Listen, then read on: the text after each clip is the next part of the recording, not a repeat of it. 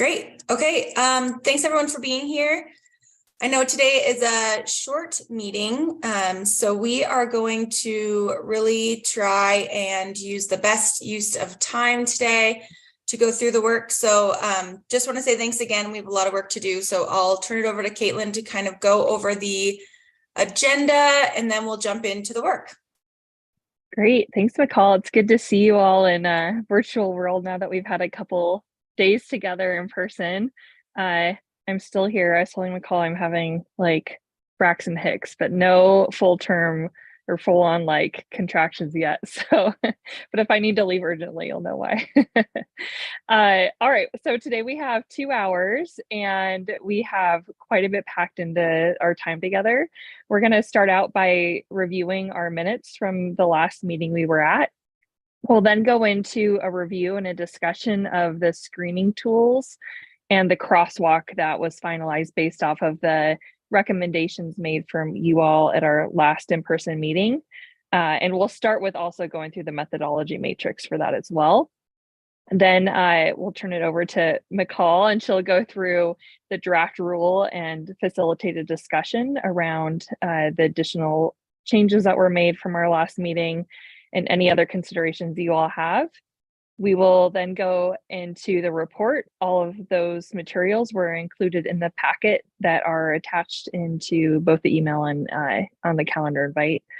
So if you need to reference those throughout our conversation today, you're more than welcome to. And then we're going to talk about next steps, which is specifically the panel presentation that will be going to the Board of Public Education, who will be involved in that, and then the ongoing work around Chapter 63 and the home-based program RFP and continued work in that area. We'll then have time at the very end for public comment and we'll wrap up by noon. Are there any questions?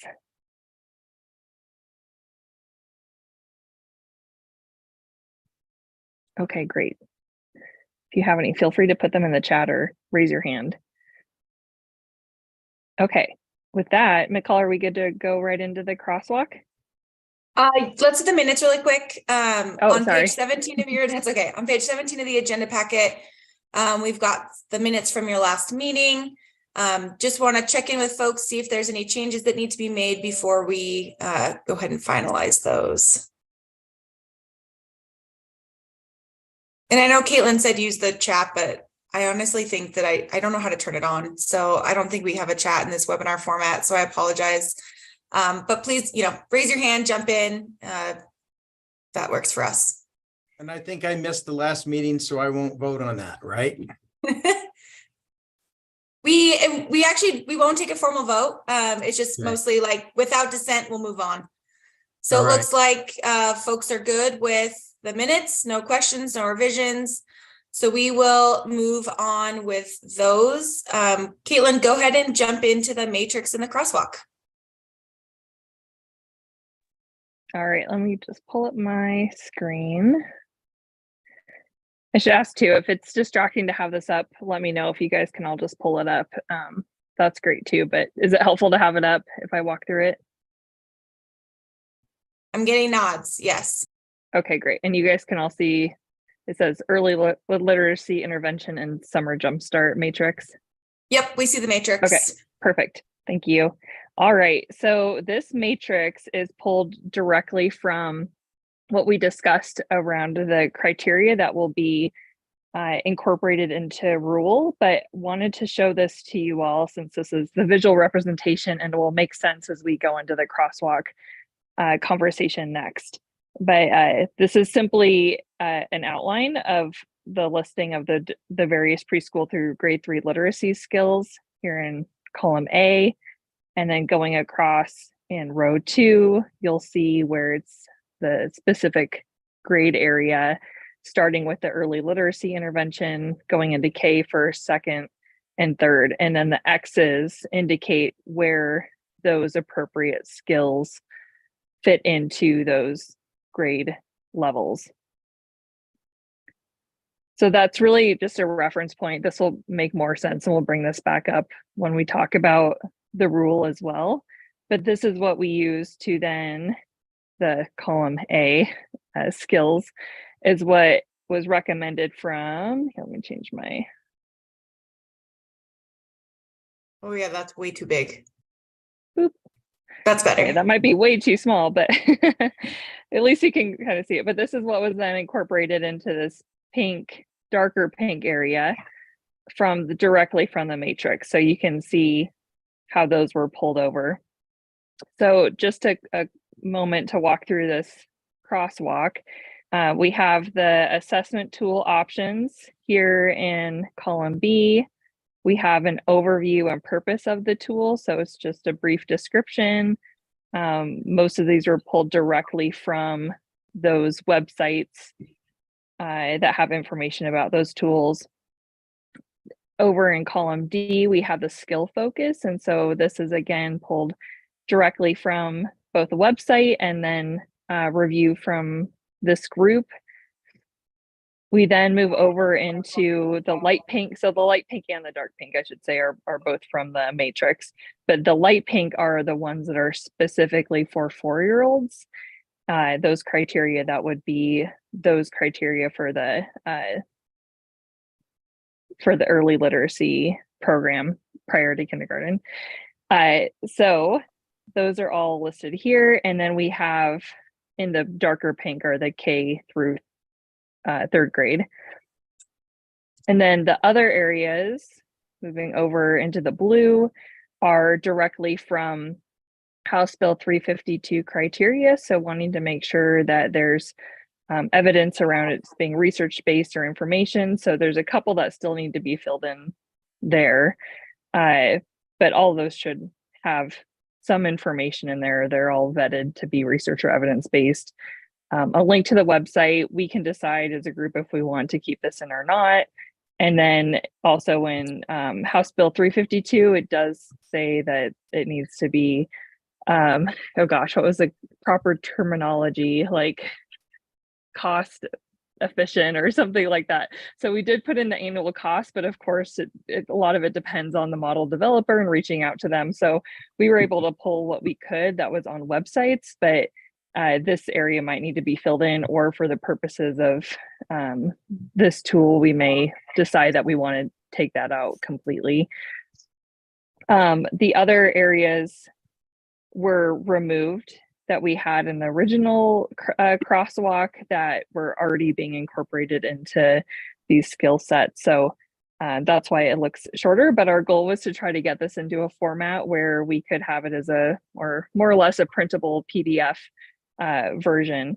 And then as you'll see over in column, I'm having a hard time scrolling over here. In the tools, you'll see the list of the tools that have at least one of the criteria met. So that's where you have the yes filled in. We also had these marked as an X. And so if it's preferable to have an X instead of a yes, we can do that.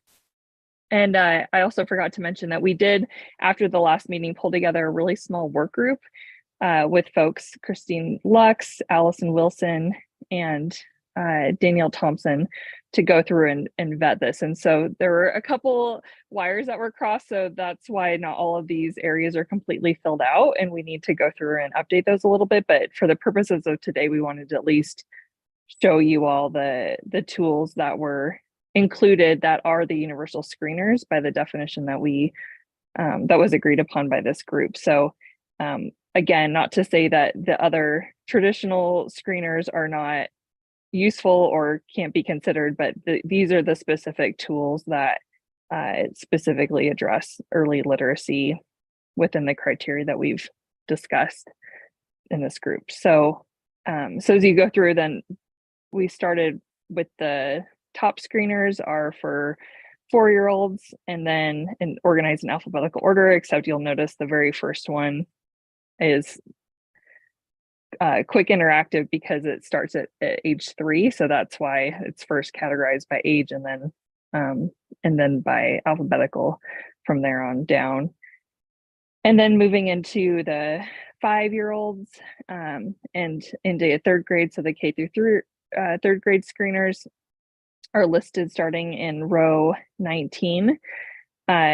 and so those are also, you'll see like there are additional skills incorporated in those. But as I was mentioning before, the one thing that we need to go through and clean up is that the goal is that the top areas that are only for 4-year-olds will only have the light pink areas filled in, because those are the ones that are most applicable. And then underneath in the tools for 5-year-olds, those will only have the darker pink skills filled in, since that's what we'll be wanting to provide as a recommendation. So I think that's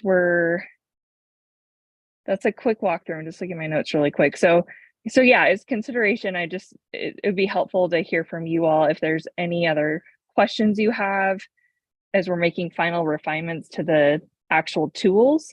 And then for the purposes of today, and we'll get into this a little bit later too, but just making sure that at least that top row 4 that has the criteria is aligned with what we've discussed, and to see if there's any other considerations that we need to be making as we finalize those as part of the methodology and decision making for the tools that will be incorporated or added in at a later time.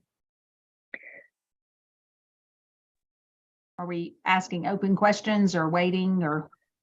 Yeah, We bring can it go ahead on. and go start. Yeah. Okay, you're like, I like your attitude, McCall. When Lori, bring it on, Lori. Okay, Let's go. Can you move your cursor so that it doesn't show the little, okay, go back down to, I may have just answered my own question. I think the cursor was just in the way. Can you scroll up a little? Yeah. Never mind. Got it. Keep going. Yep.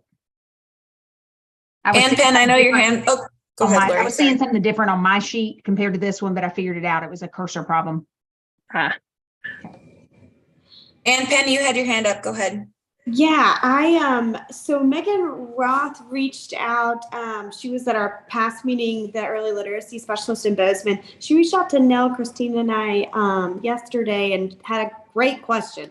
So with the pre-K screening tools, she had jumped on a call with Early Bird as an example and had the realization that none of the majority of the pre-K screeners actually have norms before pre-K, if that makes sense. So I know with the bill, we're going to be screening them April, May, and June, but a lot of those assessments don't necessarily have norms. Not all of them, but some of them don't have norms for that age child. So that was just a general question, and we weren't really sure kind of the law is going to, specify a cut point or what that's going to look like, or if that's going to throw things off. Just wanted to open that up for conversation. There are tools like Language Screen, and, if you gave the Peli paper and pencil, I think it would be okay, but just that came up, and I just wanted to get everybody's ideas and thoughts on that.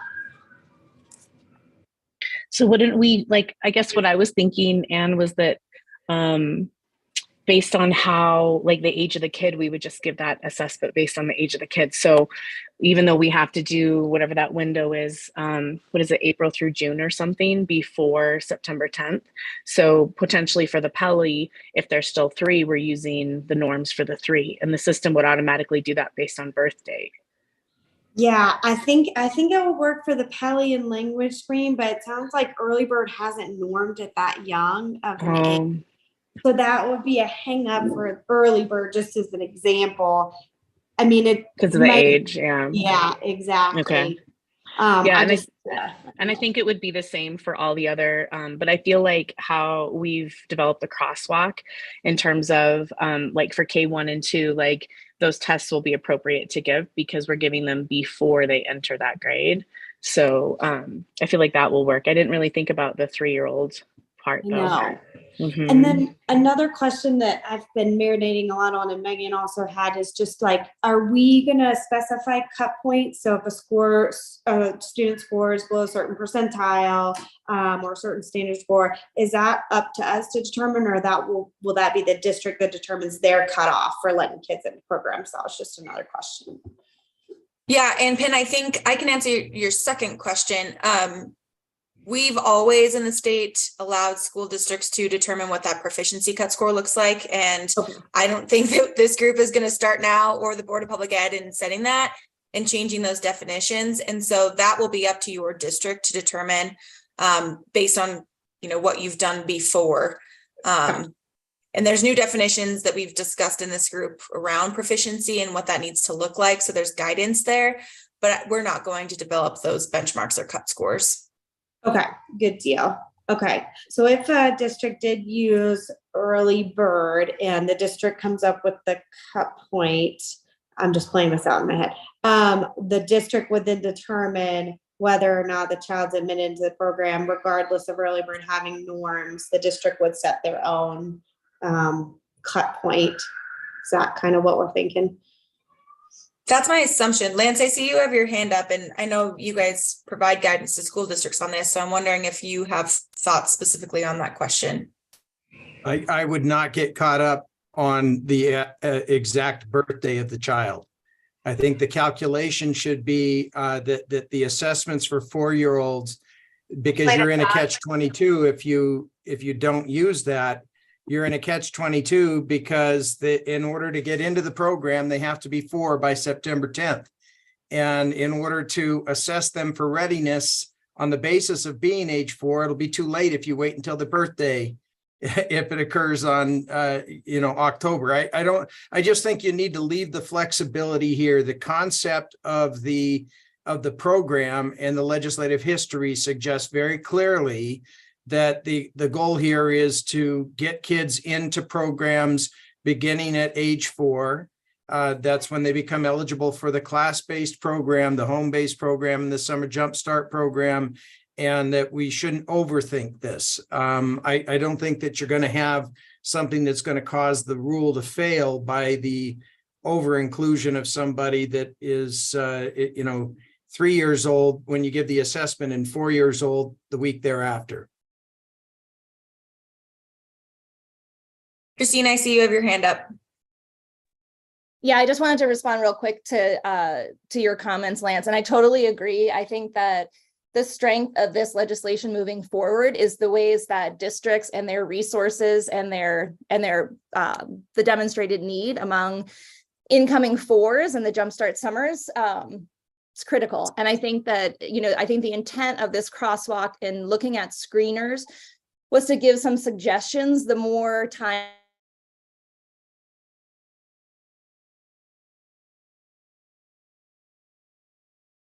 I hope that wasn't me. I lost. No, I was just thinking it was me too. Okay, we'll come back to Christine if she teacher, like at every level, that they understand that assessments that may be recommended, this was based on if it's a 4-year-old skill set, a 3-year-old wouldn't be expected to perform at that place. And so just making sure that that's really clear. We want to make sure that assessments used ethically, no one's challenging that here at all. I think that a lot of the issues and things that we're bringing up in this group, really importantly, will make their way into our guidance document and our materials just to really support folks who are wanting to carry this out.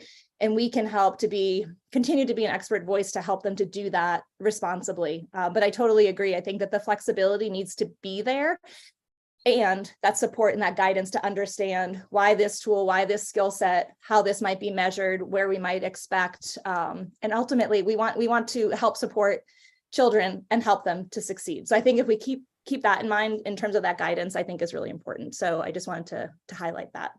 McCall, another issue here is that we want to make sure that we don't have some things that are off the books and some things that are on the books. And by that, I mean things that are not subject to notice, opportunity to be heard, following the MAPPA process.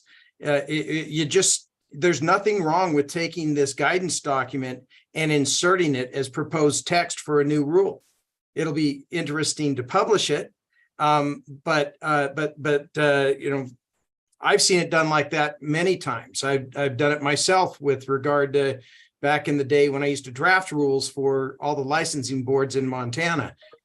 So I just want to make sure, because if we have a rule that points to some other document, and then that other document suddenly is this the version from last month or the one that someone just drew a line through and changed? I think we need to keep it tight and ensure that it continues to reflect the collective will, at least at a recommendation level, of this group. And ultimately, the form that's adopted by the Board of Public Ed, someone should have the assurance of knowing that an underlying document that's used to inform that rule is not able to be amended or changed without a public process.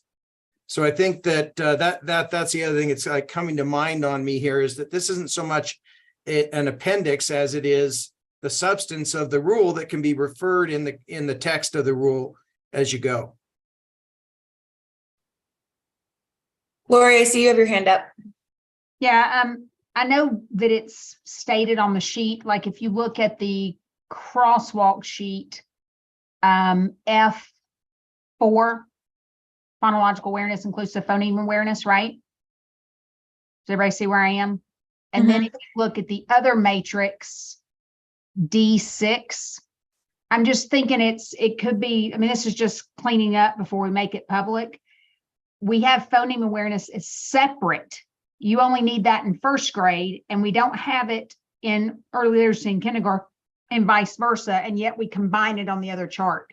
I think they need to match. We either need to combine them on the matrix and show that it's for first grade as well, or we need to separate them on the other document. Excuse me. Even if the tool is inclusive of both, we have designated them as two different things for different grade levels. We're showing it's different for early and K than it is for first, and yet our crosswalk shows they're inclusive, and I think that could be confusing to someone trying to implement. I think that's a good point. And I think those were tied together in the last document, and we just need to separate those. So we can do that. And then And I don't have that document in front of me anymore, but one of the things that gave me a sense of peace as I read it is it said it had to assess one of the following, right. Any of them. Oh, Okay. Lance, if you would have been there, it took Lance. us a while to get to one of the following. Yes, I love that. That's good. And Okay, so we'll then- separate that and put it in the appropriate places so that it is following the matrix. And I think that's important. So thanks for that catch. Yep. And then my other question, I had it and now, of course, I lost it. Okay. On these screeners for clarification, and I think we addressed this in the rule. I think the screeners are fine, or the matrix, crosswalk, whatever we're calling these.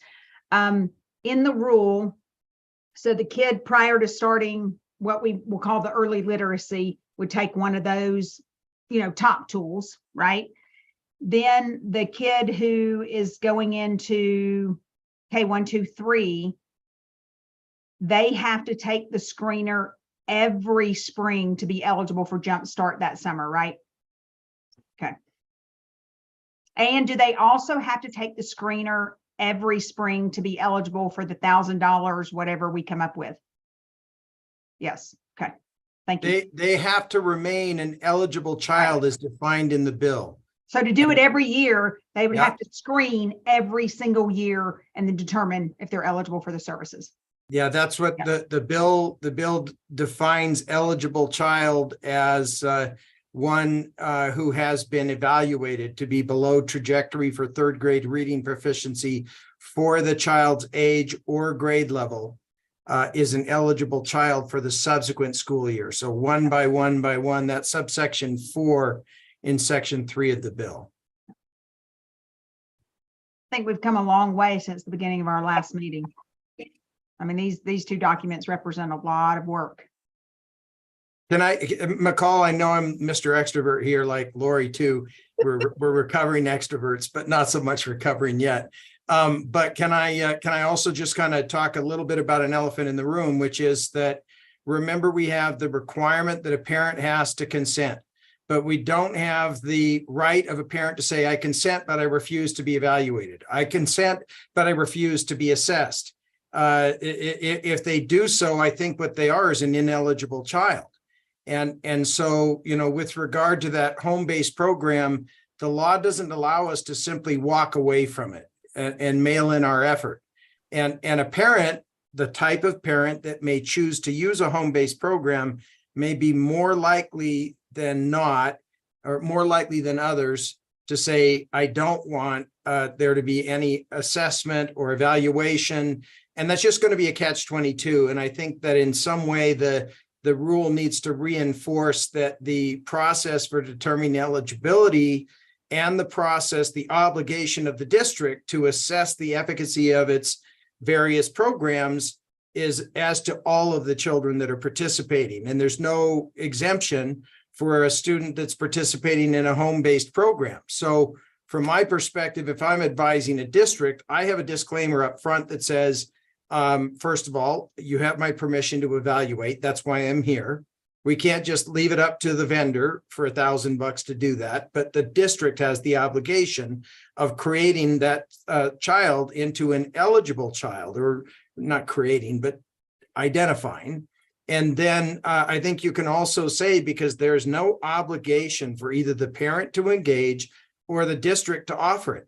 And a district can say, we're only offering a home-based program to those parents who sign off and consent to both an evaluation for determination of eligibility and participation in assessment for purposes of reporting requirements that the district will owe under the law.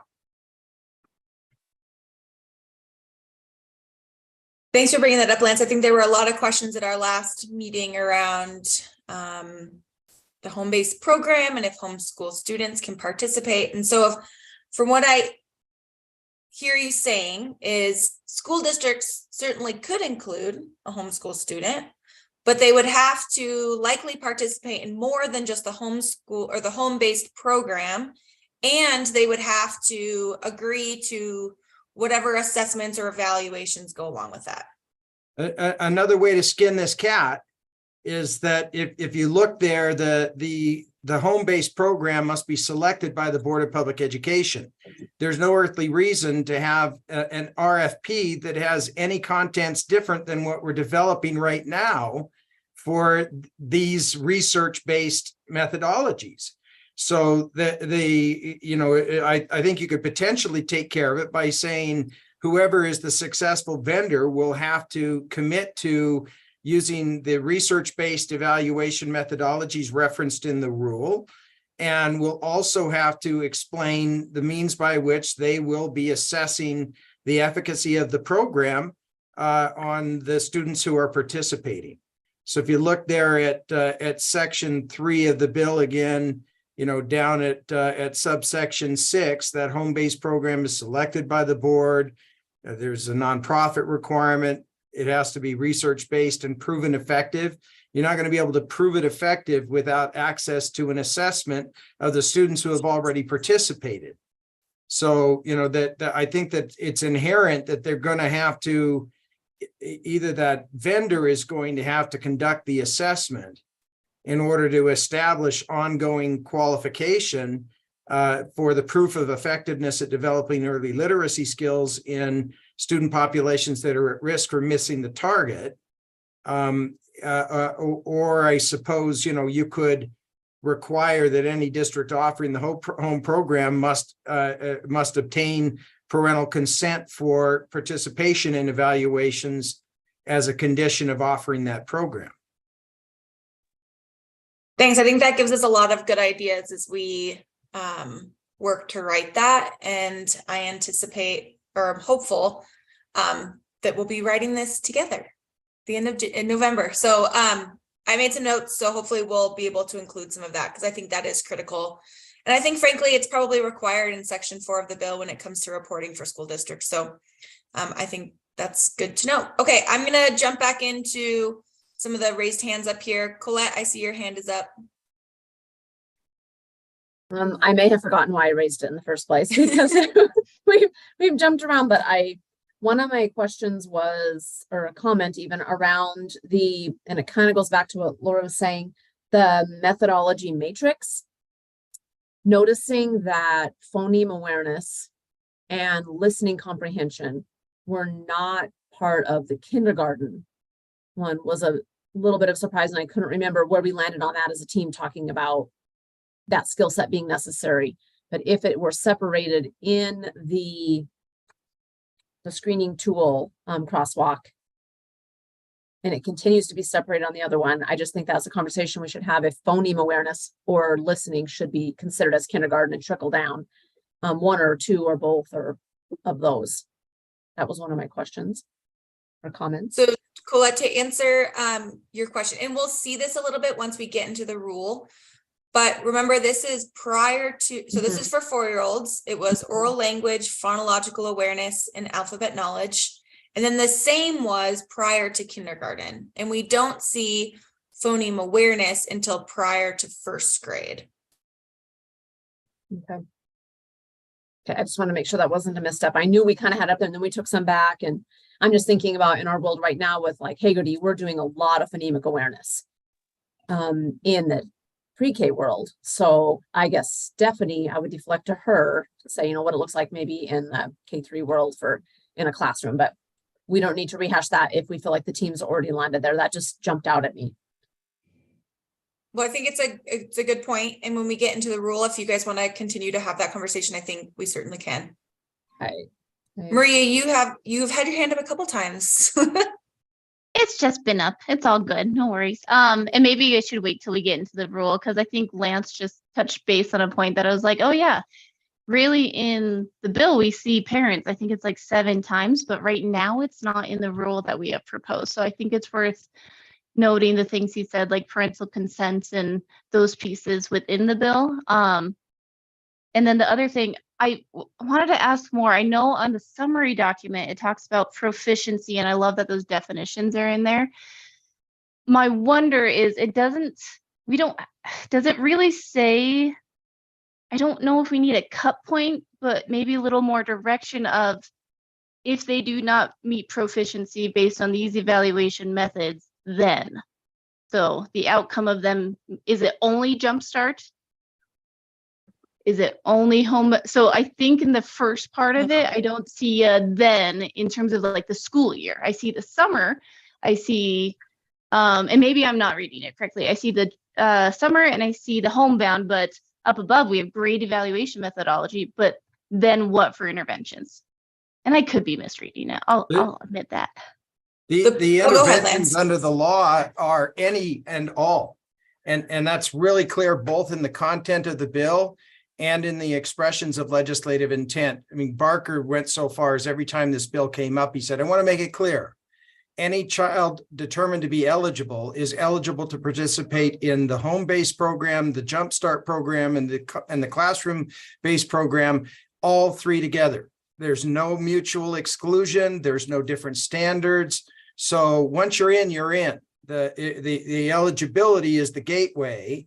And a prerequisite, of course, is parental consent. And I agree with that comment that you should have something in the rule that says the district shall document the consent of the parent to the evaluation by any reasonable method. I don't think you should get into determining how or get a form in triplicate or a model form that they have to use.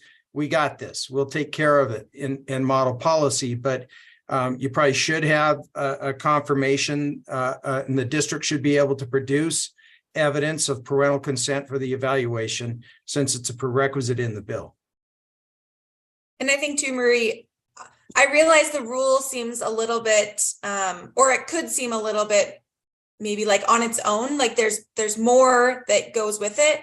But I think the reason behind that is the bill was very specific on the pieces that the Board of Public Ed had responsibility over, and not developing the entire programs, not developing what these interventions looked like. It was really specific to Board of Public Ed. You tell us what the evaluation methodology is, and you tell us what the Jumpstart program is. And then, there was some information about home-based program and the standards for preschool. So I think, it could look a little on its own, like it needs a little bit more context, but I think we just have to be really thoughtful about what the charge actually was to the board, and it wasn't to develop the entire program or specifically on implementation. Christine, you have your hand up. It was just in relation to what Colette had said about just thinking about the skills and just trying to be succinct, but recognizing complexity as it builds. And I think it's already been mentioned of just looking at the ways that they're captured in that matrix, the order of them, just making sure that follows, that it's consistent throughout. So I'm making notes on that too. So I'm happy to send that back. Just the more clear that it becomes, and I think it's really helpful when members of this group have questions. I think, again, it just goes back to that, like, these are questions that are likely going to come up again. So I'm glad to continue to capture some of that too. Yeah, absolutely. Thank you. And I noticed too, like the matrix, it's very visually pleasing, right? Like you can see exactly kind of the steps, and the rule, not so much. The rule kind of like goes back and forth on what the steps might look like. So that's something that I'll change those order. It won't change, the importance or basically the intent, but I'll change that so it mirrors the matrix and looks a little bit more pleasing and looks more like steps. Perfect. Thanks. Lori, your hand's up. That's part of what I wanted to address. I'm not sure what you just meant, McCall. So you may have meant what I'm about to ask. So I'm looking at the matrix again, which is very pleasing, and I think will be what people go to first, right? So they're going to get, when we finish all this, our proposal will include the crosswalk and the matrix, right? So a school district's going to see both of those documents, correct? The crosswalk and the matrix won't be in rule. Okay. It'll yeah. be like it'll be in the report that goes to the Board of Public Ed. Correct. Attachment, not rule, right? It's a kind of a supplement. But so a couple of things on that, if people are going to get both, and this may have been what you were just talking about, the top across to make it, I see you added phoneme and clean those up, but making it go in the same order as the matrix. So the next one should be listening, not developmental, right? Either make them match so they go in the exact same order, I think will be super helpful, at least for me, for that pleasing part. And then I think we need some context to what we mean if someone's looking at the matrix. I've got one other thing too, but where on A14 on the matrix, where it says reading composite store with an asterisk, there's no description of what the asterisk is or why it's gray. What does that mean? I mean, we talked, but that if I'm reading it out, I have no idea why there's an asterisk or why it's gray. And so I think we need to make sure that's clear on the matrix and then make it match the crosswalk, the exact same order going across. Those are my two comments there. And then back to something somebody said, I hesitate. I like really easy to read and clear in the crosswalk in the matrix, but I don't want us to get too specific or too clear in the rule, because I'm back to minimum. We want minimum law. The more wording and clarity and specifics we put in there, the less local control we have as districts. And so I just want to re-emphasize less in the rule, because I don't want us to get locked into making it the best it can be. We want the minimum by law required, and the districts have the local control to use that. So I just really want to caution not getting too wordy or detailed or clear in the rule. And then we're back to not allowing local control. And the key there is pointing to the very specific language saying this is here for your guide. And if you don't want to use it, use what you do want to use. And I do think Lori's right on assuring that we're not creating exemplars here. We're creating minimum rules below which, if you fall, you've violated the law. And so, and remember the definition of the basic system of free quality schools in the code, which is constitutionally enforceable and is the legislature's chosen definition, says that the accreditation standards are the minimum standards upon which the basic system of free quality schools is built. That rolls off of my tongue because I've read it in Helena Elementary v. State and Columbia Falls v. State so many times that I couldn't extract it from my brain if I wanted to. So point well taken, but I think we got it sewn up with that secondary language that says, look, this is here for your use. So if you can't find your way, here's a step-by-step crosswalk of how you get through the gauntlet here and operate a program. But if you've got this, go forth and do good deeds. Just comply with the minimum requirements of the rule.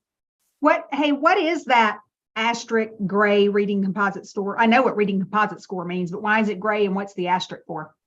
I think it's gray and there's an asterisk because we actually wanted to ask you guys. I think after the last meeting, we wanted to make sure if this was something that we wanted to include within the final. I know there was some conversation around the complexities around the composite score. So thank you for actually bringing that up, Lori, because that was a question that we wanted to make sure and just clarify with you all before we included it in the final matrix and in the crosswalk.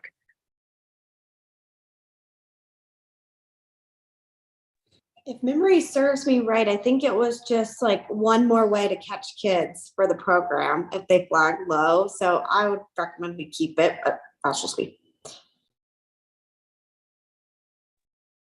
My only hesitation with it is just the concerns around how I can adjust the percentile for like STAR, for example. If I crank it up to 95% proficiency to maximize how many kids I can throw in these programs, I could do that in theory at the district levels. And I know that's not the intent of the bill. So that's my only concern with it.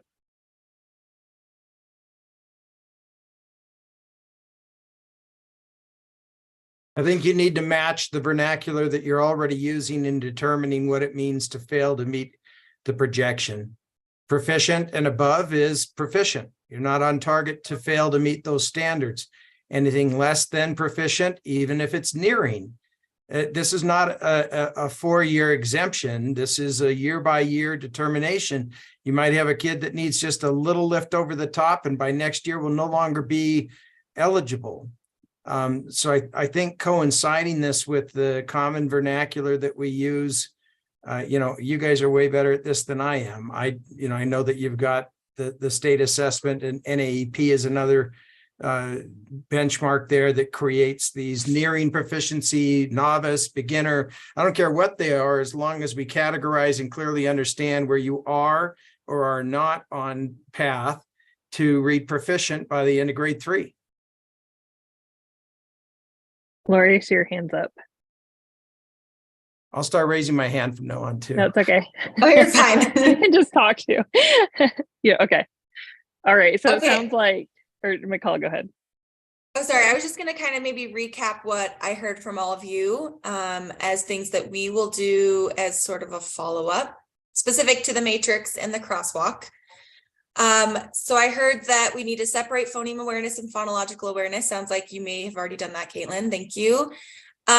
We need to kind of ungray and remove the asterisk on the reading composite on the matrix.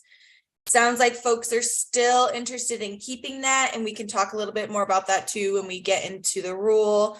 And so we'll make that consistent with the others. Speaking of consistency, we'll make sure that the order in which you see those skills on the matrix, on the crosswalk, and in the rule are all the same. Right now, they're all a little different. That's, it's too many hands like in the things at this point. So we'll be able to kind of fix that and make those consistent. And then this was one of the areas that we were hoping to have finalized by today, but it's also one of those things that we're continuing to build. I do want to provide this to the Board of Public Ed as a reference in November, but not something, again, that's going to be in rule. I think it's just a supplemental, something good for folks to see and use as a guide.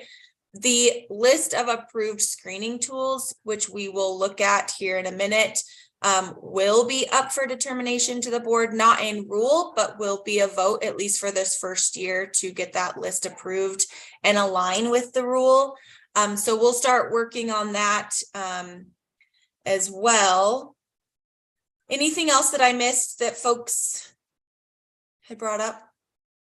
The only other thing I was just going to add is folks are thinking about your question is that I'm going to go ahead and lock this document. There were just some last minute changes that were made that kind of caught me off guard too. So I apologize for the inconsistency because we were really trying to make it consistent with Matrix, but I'm going to lock it. So if you have any comments, you can still add those in, and then we'll be able to review those and see those on the back end. And then McCall, were you going to just talk about the next steps for if we want to have like a follow-up call or consensus by email?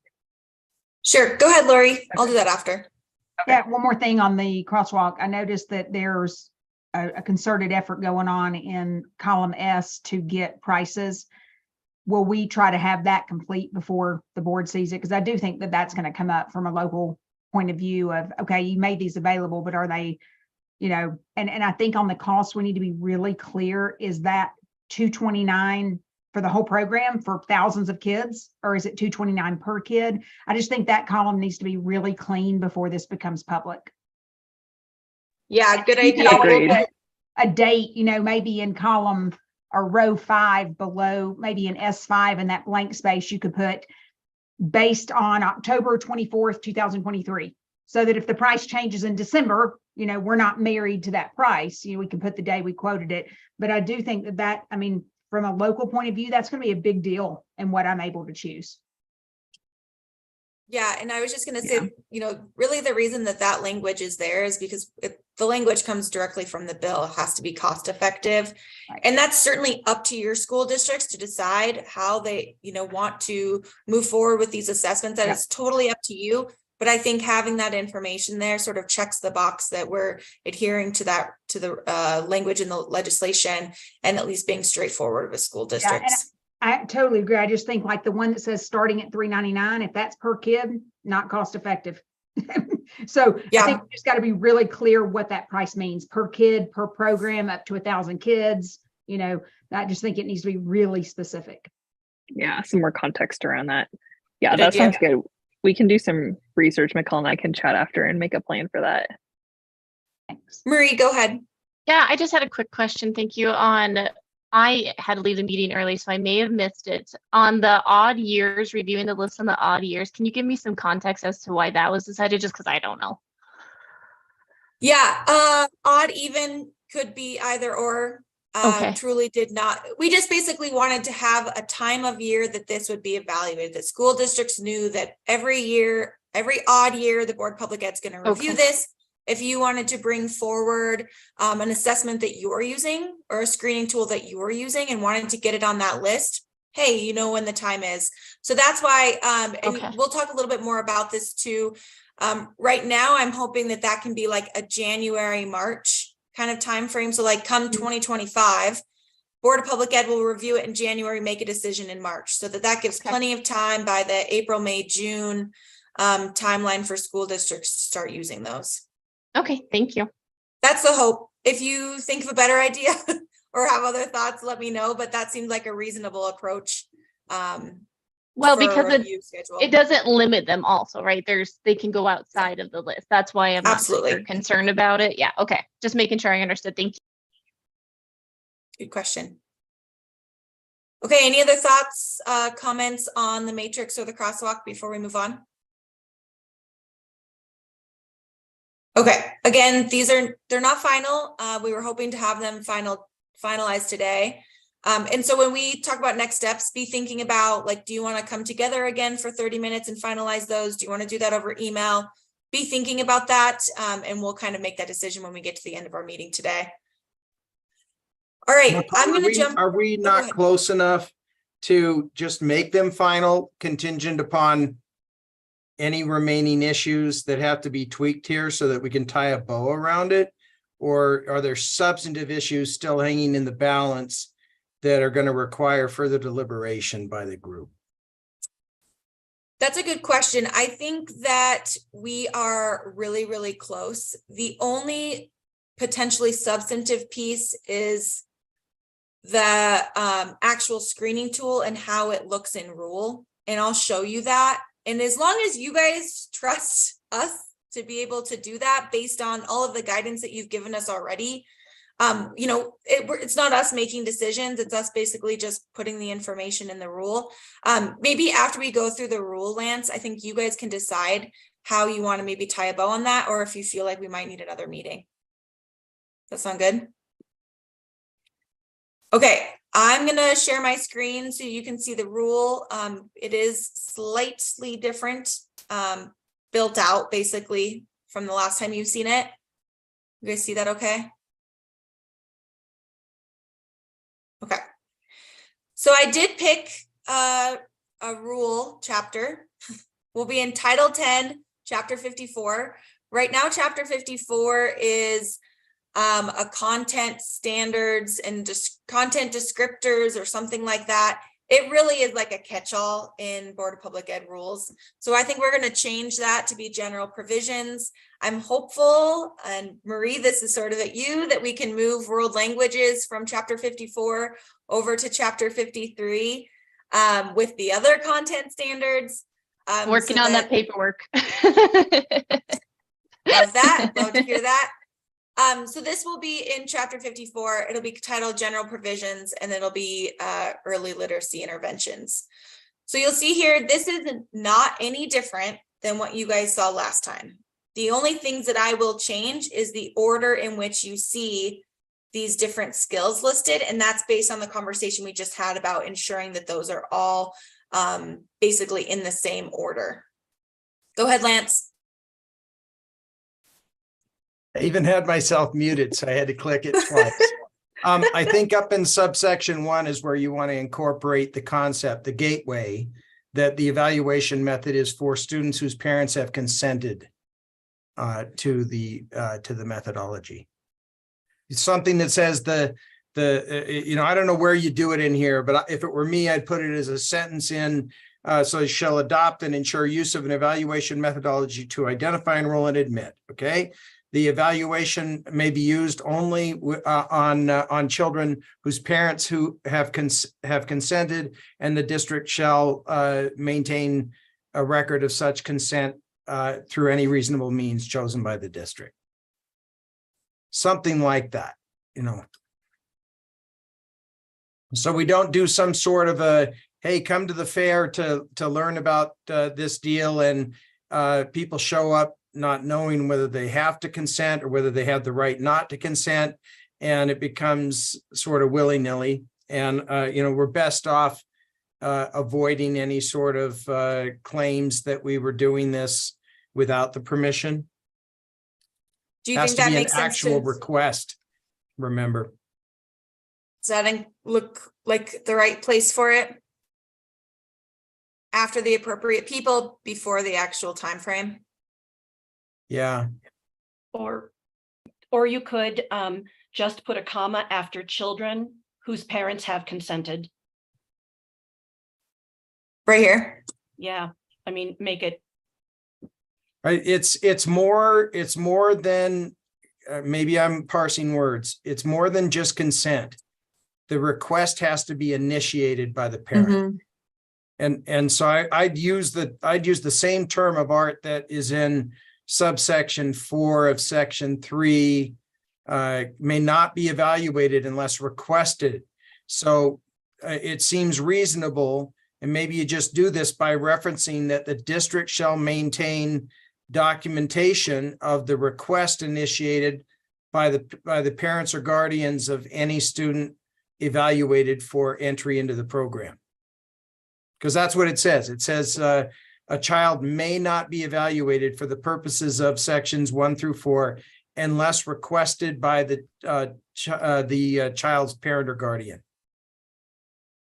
All right, thoughts on language to include here, and I'll type. I got it. Just say a child may not be evaluated for the purposes of this without the request of the parent. I mean, just mirror the language and add that the district has to maintain documentation.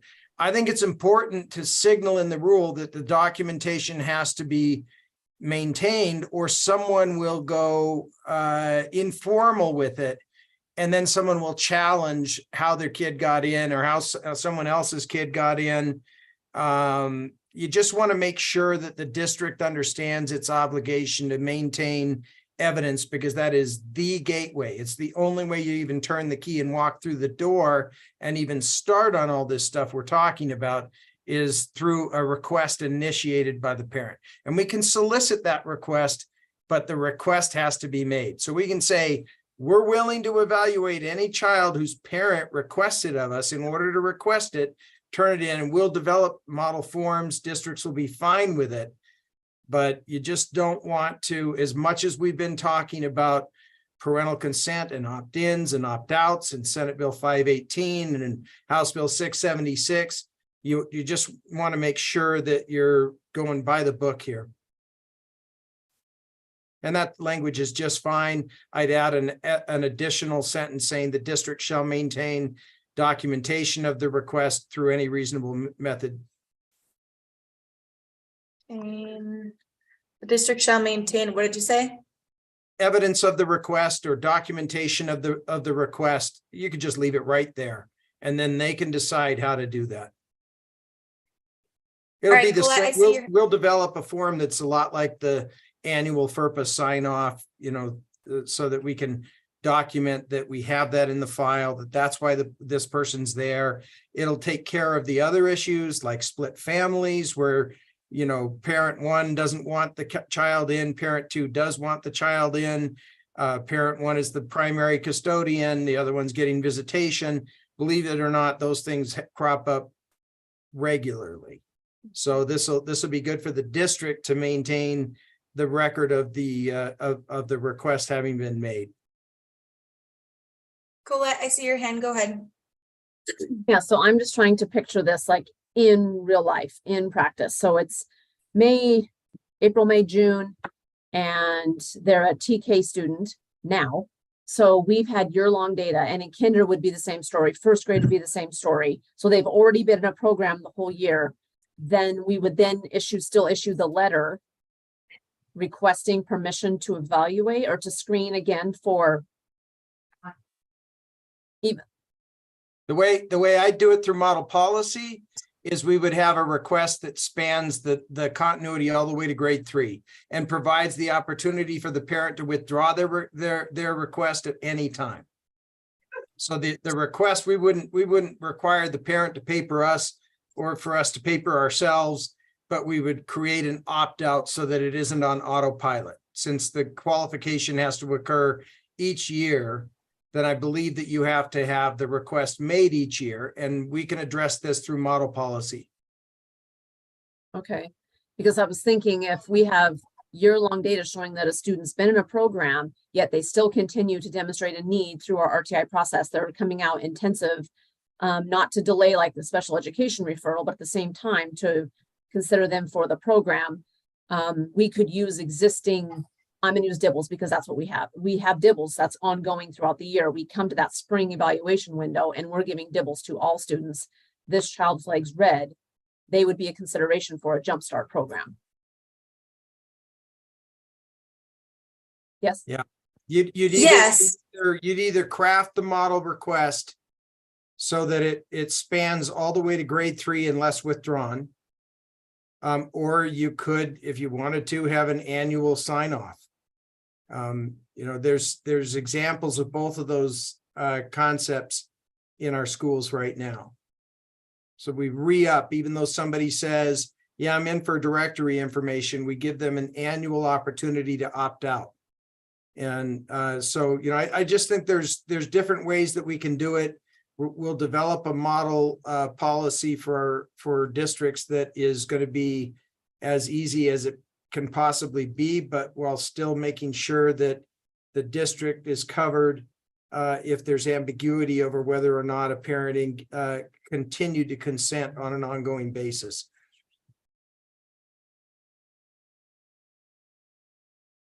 Christine, I see your hand up. I was just going to say that that's a good example of how a district, so in Great Falls, your example, Colette, would be you're already implementing ongoing assessment. You're using a tool that's been identified in this spreadsheet. And it wouldn't be that you would reassess, you'd still be following the same, like you wouldn't then do it again in that April, May, June, if it was already happening in that time, like it'd be following law in that way. So I think that that's a good example. And again, guidance documents of just saying, for example, if your district's already conducting assessments, formative and summative assessments using one of these tools, following the guidelines and the administration rules of administration within that time period, in that eligibility window, then they would qualify. So I think that's a great example of where some of the guidance could be helpful. So thank you for sharing that. That's helpful just to see pictures of just what this looks like in different districts. Lori, go ahead. I'm not sure what everybody just said. I'm more confused. We still have to, I don't care if I'm giving Ames Web, DIBELS, whatever it is throughout the year, in order for them to qualify for that upcoming summer and the $1,000 for the next year at home, the assessment has to be April, May, or June.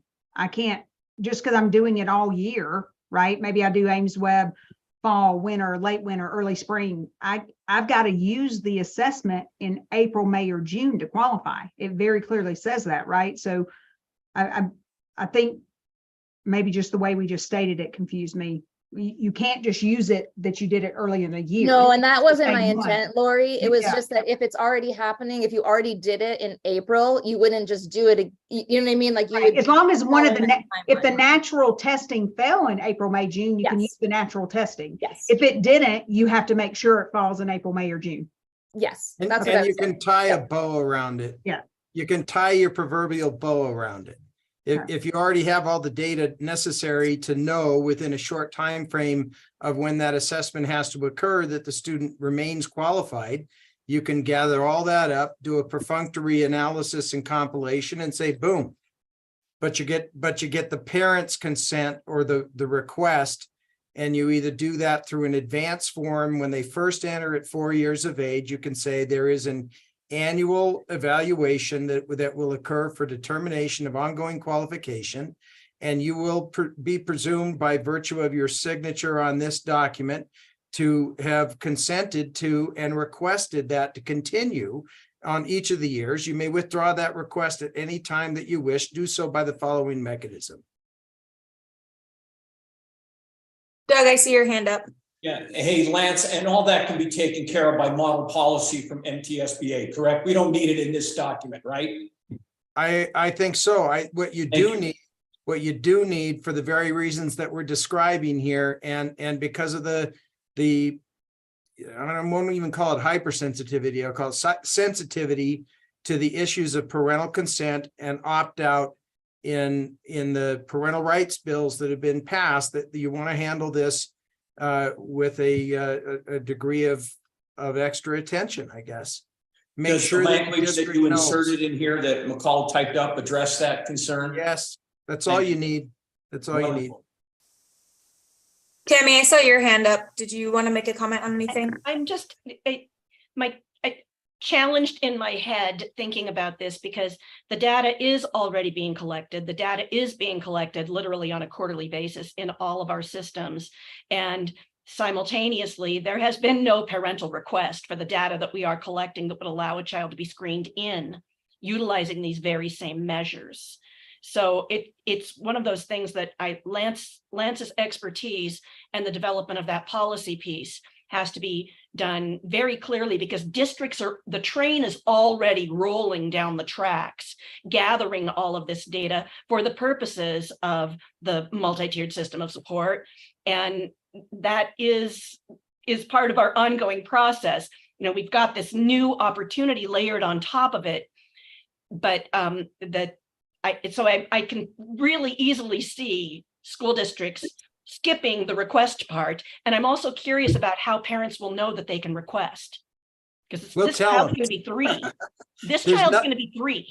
Yeah, there's nothing wrong with us papering the community with the eligibility criteria for the program, spending public resources to say, come one, come all. We will evaluate anyone if you request that we do so.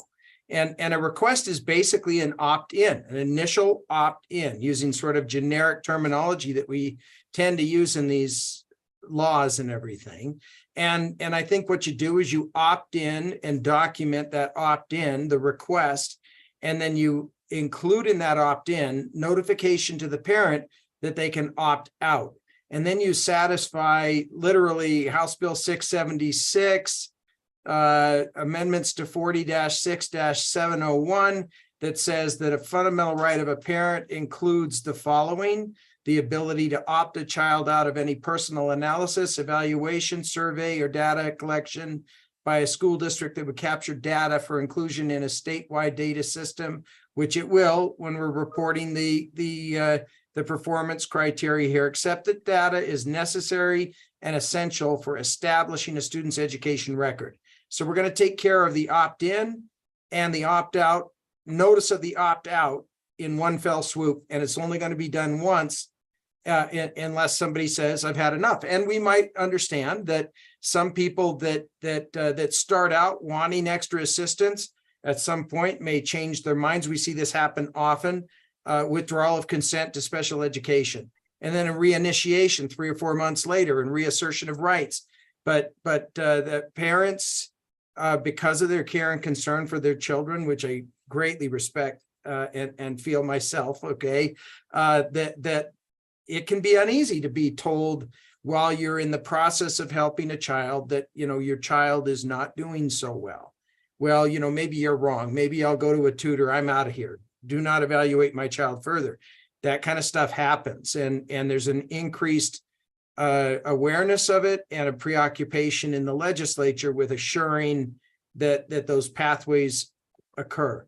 So in short, we'll develop a model policy based upon this language that is going to say you have to preserve evidence of the request, and the request that we prepare will specifically advise the parent self-contained notice of their right to opt out at any time before the last evaluation that will occur in the summer preceding the 3rd grade, or not summer, but you know, the time frame preceding the 3rd grade. Lori, I see your hand up. Yeah, so Lance, the model optional policy would include forms for the initial permission and then the explanation of opt out at any time going forward. Yeah, the form itself will self-contain the opt-out. Got it. So there'll be So- one form for initial permission, and then they can opt out at any point without a Yep. form. Yeah, and your documentation that you've made them aware of their right to opt out will be inside of the opt-in request form. Yeah. All right. You all see this up here in red? Folks feel good about including that language generally? I see lots of thumbs up. All right, awesome. We're gonna make it black, yay. Okay, so then we get down in here to the skills. We've talked about these. I'm gonna change them, just the order, so it's consistent with the others. So no questions about that. Again, you see in 2, we talk about that approved list of screening tools, and we'll get to that here shortly. Lance, go ahead. This Oh, is yes, where there you I go. was suggesting the possibility that you would incorporate the list as content of the rule. I'm not saying you have to do it that way, but it's a way of assuring that that document doesn't get stuck in some folder somewhere, and suddenly before you know it, it doesn't look like the form you had 4 years ago because somebody drew a line through it and did this, and it wasn't preceded by public notice and opportunity to be heard. So to the extent you can, either by reference in the rule with a specific date, you know, and periodically, in other words, if you were going to keep it out of the rule, I would say a list of the approved evaluation methodology screening tools is available for public inspection. It's dated effective May 1st, 2024. And notice will be provided through the rulemaking process of any substantive changes to such guide. Something like that, or just paste it right into the rule itself at the bottom of the rule.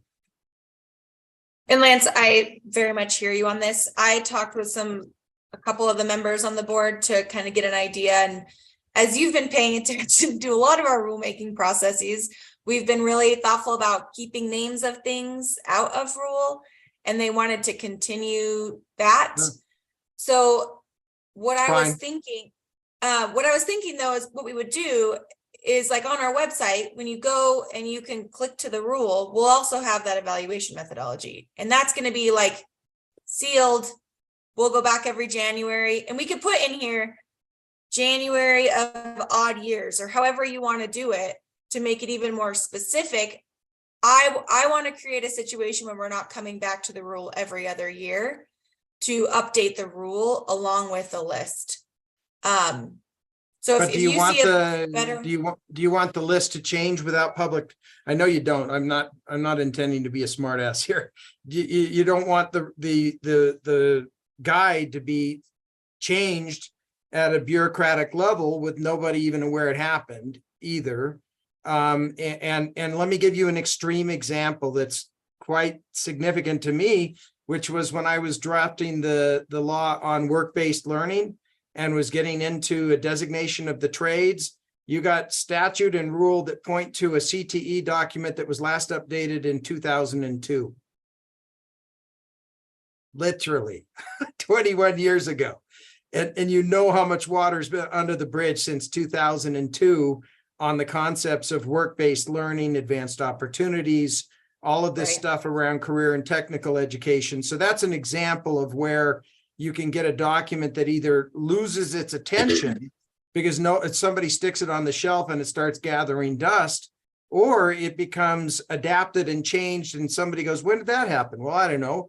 When Susie decided to, I don't mean no names, when John decided to strike a line through it and insert this and changed it, and we hit save as, and there it was. You know, so if you're gonna reference it, I would not just say, if you were not the Board of Public Ed, I'd tell you, you must reference it by a date certain, just like I used to do for the Building Codes Bureau when they adopted the Uniform Building Code, which was a private document that was periodically updated, and they had to point to the version that they were incorporating by reference. And anytime it changed, they had to have a rulemaking process. It was because it was in the hands of a third party that had independent authority to change the code. But in this case, you don't want this in the independent hands of a third party. This is under the board. And because you have constitutional prerogative to adopt rules, you don't even really have to follow MAPPA, other than if you want to play nice with the legislature. But if you have adopted pursuant to MAPPA, a MAPPA rule referencing a document like this would assure that it points to a specific version or a date version of that document, and that when that document is changed, the rule changes by pointing to the newly revised version. I definitely hear you out. And at the end of the day, this is up to you guys. So if you want to make that recommendation to the board, I will not stand in the way of that. For background, I did take this information, or I did take this language from the accreditation rules, and it references I think it's the accreditation reference criteria guide, something along the lines of that. And so this came from that. That's where I took that from. But Christine, what are your thoughts? I appreciate the insight, McCall, about sharing it with some board members. I agree that not listing out specific tools makes sense here. I think even just given the last couple of weeks of just how much change has happened on that spreadsheet of just thinking about getting some expert insight about that list is going to change. I point to that top part in section 1 of this rule must be overseen by and include application of professional judgment of qualified employees. Is this council? Is this something, would this be the reviewers? I mean, not necessarily exactly those folks sitting on this call today, but I'm wondering, ensuring that there is actually some updating. So Lance, I'm hearing you of just kind of like, if we don't put it in there and list it, it just, where does it live? Like, are people actually doing this? And so this part about overseen by include application of professional judgment of qualified employees, I would argue for maintaining some level of the Montana Early Literacy Advisory Council. That makeup of that council might change, but in those January, and I like that too, the January of odd year review, that's the charge of the council. The council also reviews the data just to see, like, what are our, what's the participation, what are the outcomes, like those different pieces. Can you put, and I'm not an expert on rule, nor do I want that to be put on my business card that I'm really good at that. But I just wonder if referencing a council, just to ensure some sort of, yes, there is a formalized process. I do think there is formality of this council. We've been appointed, there, all of those different kinds of things. Does that fit in here somewhere? Is that a way of kind of ensuring some sort of adherence to review, and just thinking that there is a collective, that we are part of this for a reason? I just offer that up as maybe a solution or strategy of thinking about how we might be able to do that. Yeah, and I appreciate that. I think for the purpose of this council, the board has created you and based on statute, you're only created for 2 years. So that would be something that the Board of Public Ed would have to continue to create you under, I think it's 215, 1522, something like that. And so you would have to, the board would have to continue to create you. So if for some reason they did not, and we put your name in rule, then we're out of compliance. So there's just some of those things to think through too. And, you know, our boards change. So we just need to think about that too. I really like what I just heard. And not necessarily with the necessity of an ongoing council, but what if you said, and first of all, that first part that talks about overseen by a professional staff, at least when I wrote that particular language, and I think I did, my intent was to ensure that there were staff in the district with expertise that were going to be administering this. But it's still analogous to what we're talking about here. So what if we said down there in the evaluation tool, that the evaluation methodology, let's see, the list, whatever we want to call it, the list of tools or whatever, shall be reviewed at least annually through a process of review complying with the provisions of Title II, Chapter 3. Any updates to the methodology shall be published and made publicly available not later than 30 days following the adoption of any changes. So Title II, Chapter 3 is the open meeting laws. It means an opportunity for the public to be heard and provided an opportunity to observe the deliberations leading to a change. So you formalize it. It ensures that that it's going to be raised up to the level that's going to invite scrutiny by those who are affected by it, and that would include parents and school districts as well.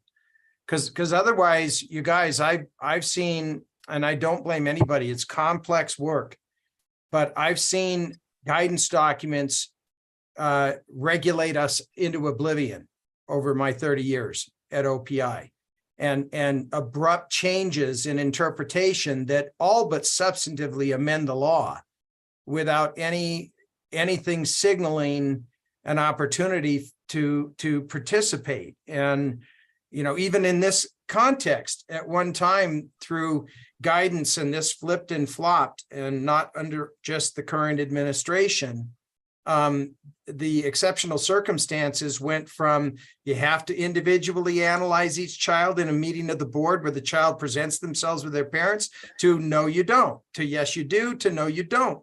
And this flipped and flopped 5 or 6 times since 2013, and there wasn't one bit of public notice. The way it became apparent was when some district called me up and said they told me I can't get A and B for that kid because they didn't come to the board meeting for presentation.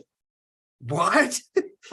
We put that down last year, and here it was back up like a daisy. So I tend to get very concerned about documents that can change in the dark of night without an opportunity for just somebody to realize it. Because if you're sitting there using DIBELS, I always like using that DIBELS. It's a good little acronym. If you're using DIBELS and DIBELS got popped off the list 6 months ago and you didn't know it because somebody drew a line through it for the good of the order, and now all of a sudden your entire evaluation methodology is suspect and your A and B is at risk, the whole thing fails. Lance, for the sake of being able to see it, do you want to say that a little slower so I can at least capture it so you can see it? And I want to make very clear, like, let's just call it the list for right now. The list shall be reviewed at least annually through a process of review complying with the provisions of Title II, Chapter 3 of the Montana Code Annotated. Any changes to the list shall be published and made publicly available not later than 30 days following the adoption of any changes.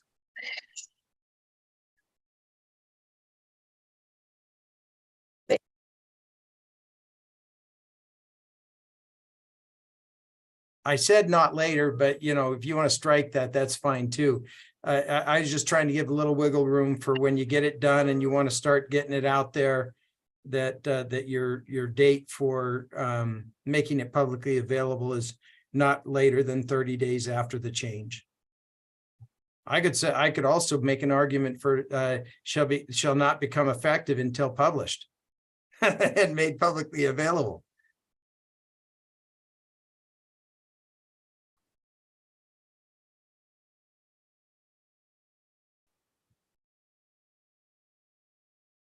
After, does it have to say? Adoption of any changes.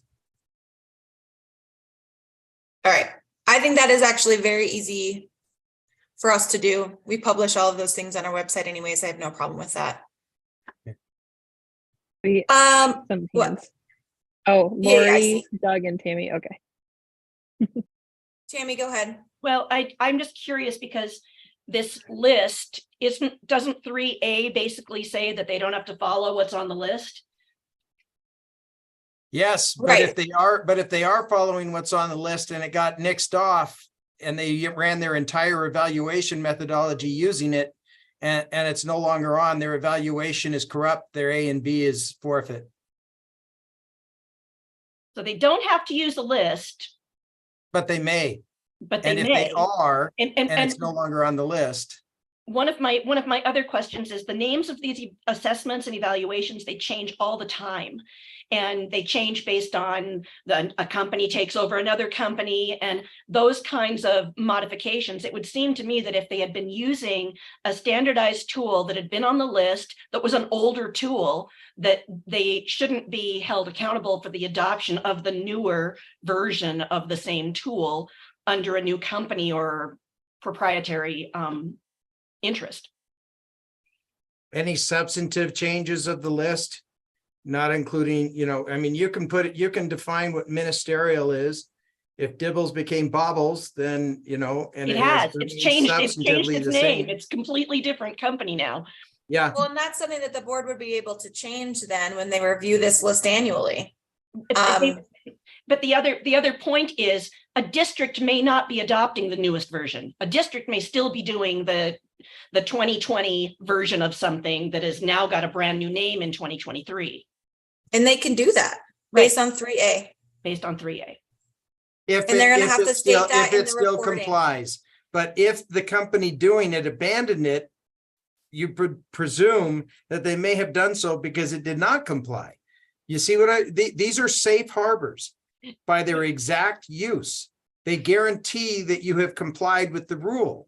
If you're using an outdated version that we would no longer signal, I don't know this stuff, you guys do, but if one of these guys decided that they were selling out, that they were weakening it in order to generate more income, expand market share, what have you, and you guys would say, yeah, Dibbles is no good anymore because they dropped this and that and the other thing, and somebody's still using the old version, they're on borrowed time because it may not only not be on the list, but it may not comply with subsection 2. I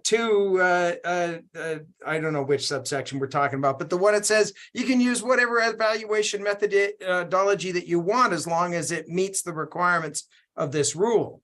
If one of these safe harbors is changing substantively in a way that makes it no longer comply with either being on the list or with being a valid methodology, then the district's in no man's land. And Tammy, if you remember in section 4 of the bill, which is that whole reporting section, there is a requirement that you have to state which assessments or screening tools you're using. And so I think that that's a place where when they're submitting those reports to OPI, I'm hopeful that we'll get that data and be able to see what districts are using. And if we catch some of those things, we can better inform and educate them on changes that need to be made, stuff like that, that I think hopefully that we'll be able to capture through that reporting process. The reason I'm so preoccupied by this, guys, I monetize policy all the time. And that's the way my brain works on this stuff. You guys go, well, did the kid get enough instruction? Well, I don't know, 8,100 minutes. I'm not really too concerned about that. That's a rule. But I know that if I can't count 180 hours of instruction, including the time spent passing from classroom to classroom, that district just lost a quarter A and B. That's a couple of grand. So there's really high stakes in the outcome of using a safe harbor and preserving that safe harbor so that if it's going off the list, people are aware that that's part of what's being proposed. So that you don't just say Dibbles is no good anymore, let's get it off the list, boom. Instead, under this language, you'd have a process where you would comply with, and by the way, Title II, Chapter 3 includes notice and opportunity to be heard in Part 1 and open meetings in Part 2. So that's the intent here, is to say you got to raise that up and say, hey, we're thinking of getting rid of Dibbles. There's a meeting to be held next month where we're going to discuss that. Public comment will be accepted. Lori, I see your hand. Oh, go ahead, Tammy. Did you want to follow up on that? It's just another way to look at it is we're getting down into the grain of the actual brand names of these very specific kinds of assessments. We can go to a higher level and talk about words correct per minute, talk about what they're actually measuring, which is standard across multiple of the approved assessment tools, and may also be being done within a school district with a level of standardization that they could opt for it under 3A. And it's or we're really- subsections 1A through E, because I think you're capturing those concepts in the descriptors here: the word reading, developmental spelling, connected text reading, fluency, and so on. Okay, Lori, I see your hand up. It just seems, I'm trying to understand. It says in the black part of 2 to begin with, publicly available, reviewed in odd years. And then the proposed red says reviewed annually, at least. It's either or. Either or is where we're at right now. So you guys need to decide. Right. And that's with the annually. Yeah. Yeah, no, I'm with you. I'm just, and I agree. I mean, we do not want to put the council on there because you don't know if this council will exist. I worry about putting the list must be reviewed. I mean, it's already on there. It's got to be reviewed, right? It's whether or not we choose to do every year, every other year. I just worry about who's going to get to review the list if we don't put something. It's the Board of Public Ed. Okay. I mean, which we're going to review the list based on yeah, this then you language. can decide. Okay. Yeah, we will Yeah. review the list. If it's annually, fine. I would Like argue every other year from a local control standpoint. If the Board of Public Ed in some way does it annually, and I've just paid for this subscription, I've got everybody trained, I've got all the finances involved, even if it's just a yearly cost, I've trained everybody, I've got that ready. And then every year y'all are reviewing the list, and perhaps it won't matter if it's not on there, but if it gets taken off and I've got to prove another way, that just is a lot of burden for a school district every year if we're allowed to do every other year. So that would be my argument. So, and let me make the pitch here for what I'm talking about, because honestly, because I'm not a technical expert like you guys are, I don't care if it's every 10 years. I just want to make sure that before it's changed, there's a public process and an opportunity to be heard before that's going to change. So whatever the best evidence is of ensuring that it, remains current and relevant and statistically sound, that's your wheelhouse, not mine. To me, having worked from experience here, I don't want to see a guidance document that ebbs and flows and changes according to who last touched it by drawing it up in the Dropbox folder, changing 6 words in it and hitting save. And I've seen that, guys. On this very issue, I've seen it. Yeah, no, I don't disagree with that at all. I just think that, if it does get changed, it needs to be publicly noticed and all of those kind of things. I just think I would be in favor of keeping what we had in black reviewed in odd years, and then you could add the part about making it publicly available. McCall, if I could grab this thing and write on it, I'd be doing it right now. But I mean, sorry, stick with the black language you've got. Must be reviewed in odd years through a process of review complying with the provisions of Title II, Chapter 3 MCA. And that's all you really need. Okay. So that it can't be changed without a process of review that that includes notice and an opportunity to be heard. Now, the easiest and most predictable way that occurs for all of us in the context of rulemaking is MAPPA. So you notice it up, but I understand that may not be the way this document gets changed. We just have to have something between MAPPA versus John Doe decided to change 2 sentences in there that took the rug out from underneath one of our members who's generating A and B based upon a methodology that's no longer a safe harbor because it went away in the dead of night. That's what we want to prevent. So for a second, let's disregard the black language there. Let's look at the red. I think the red combines the 2 ideas that we'll review in odd years, so every other year, but it requires the board does it in a very open and public process. Christine, Can I get nitpicky here again on one issue? The last sentence. So any changes of the list shall be published and made publicly available no later than 30 days. There's 2 types of changes. One doesn't concern me a bit.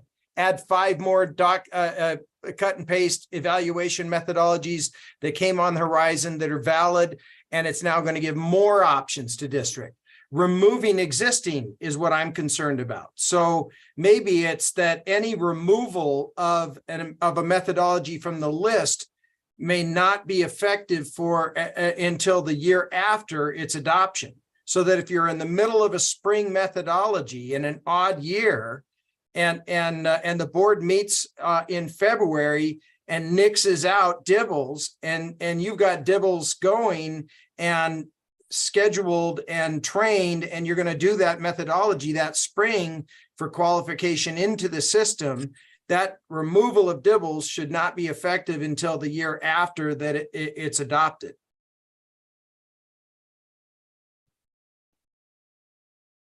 What if it was effective July 1? Then you wouldn't be interfering with anyone from the previous. And yeah, I think I really appreciate the formalization of this. I feel like I'm partly responsible for opening up this can of worms, but I think this formalization of the review complying with Title I, Chapter 3, I can't ignore the black text here to ensure continuous adherence to developmentally appropriate and research-based screening tool requirements. That's the whole purpose why we're doing it.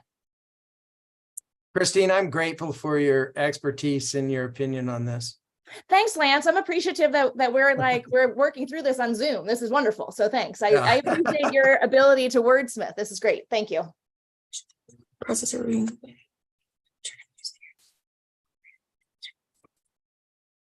Okay, is the last sentence enough? The removal and evaluation methodology screening tool shall not be effective until July 1. July 1 following such removal. Or someone will say it's removed effective last July 1. That's true. That's true. Sometimes the clarity in these rules. Whew. Yeah. Okay. Dealing with that right now on House Bill 338, just so you know.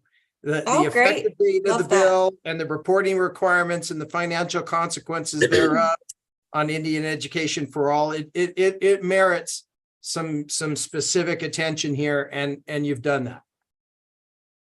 Okay, I'm kind of making my, sorry. I just have a quick clarifying question, but if somebody wanted to submit a new tool to the board, is there a process to do that, or would that be in the rulemaking public comment time No, period? it would still be part of this process because it says any changes of the list. So we'd go through this process regardless of if we're adding to the list, if we're changing the name of an assessment or a screening tool, if we're removing any screening tools, we'd go through this process in a public meeting. And I think it's important to note that anytime the board takes action anyways, it's always a public process, but I think to Lance's point, he wants to make sure that it's at a board meeting and not just me in the back making changes. I appreciate that. I don't have any concern that you would ever do that, and I trust you. But so I get the point. that if you did, I'd be fine with it. I am literally talking about guidance documents that are down at a level that even when they crop up and I bring them to the attention of the chief of staff or the deputy at OPI, they go, what the heck? Didn't we solve that 2 years ago? Yes, we did. Let's solve it again. Perfect. Okay, so I think we're ultra clear here. It's gotta be done through a public meeting. If you're making any changes that constitute the removal, that removal has to be published. It won't be effective until July 1 following such removal. Okay, I'm gonna kind of flip through here. I want to see if folks feel good about that. If you have any questions, please raise your hand. And again, we're just talking about this list that is not necessarily in rule here. We're going to get to that in a second. Okay, I don't see any dissent. I don't see any changes that need to be made. So I'm going to X this and I'm going to make this black. Awesome. Okay. 3 and 3A, we've talked about this. Basically just says, if you don't use one of the approved screening tools, that's fine, but you just got to report that when you reach out to OPI with your report. You have to be able to justify that it's developmentally appropriate, it's cost effective, it's based on best practices. All of those things are required in the bill. Okay, let me get to 4. Lori, I'm so sorry we're not on one page anymore. This is largely based off of the definition in the bill.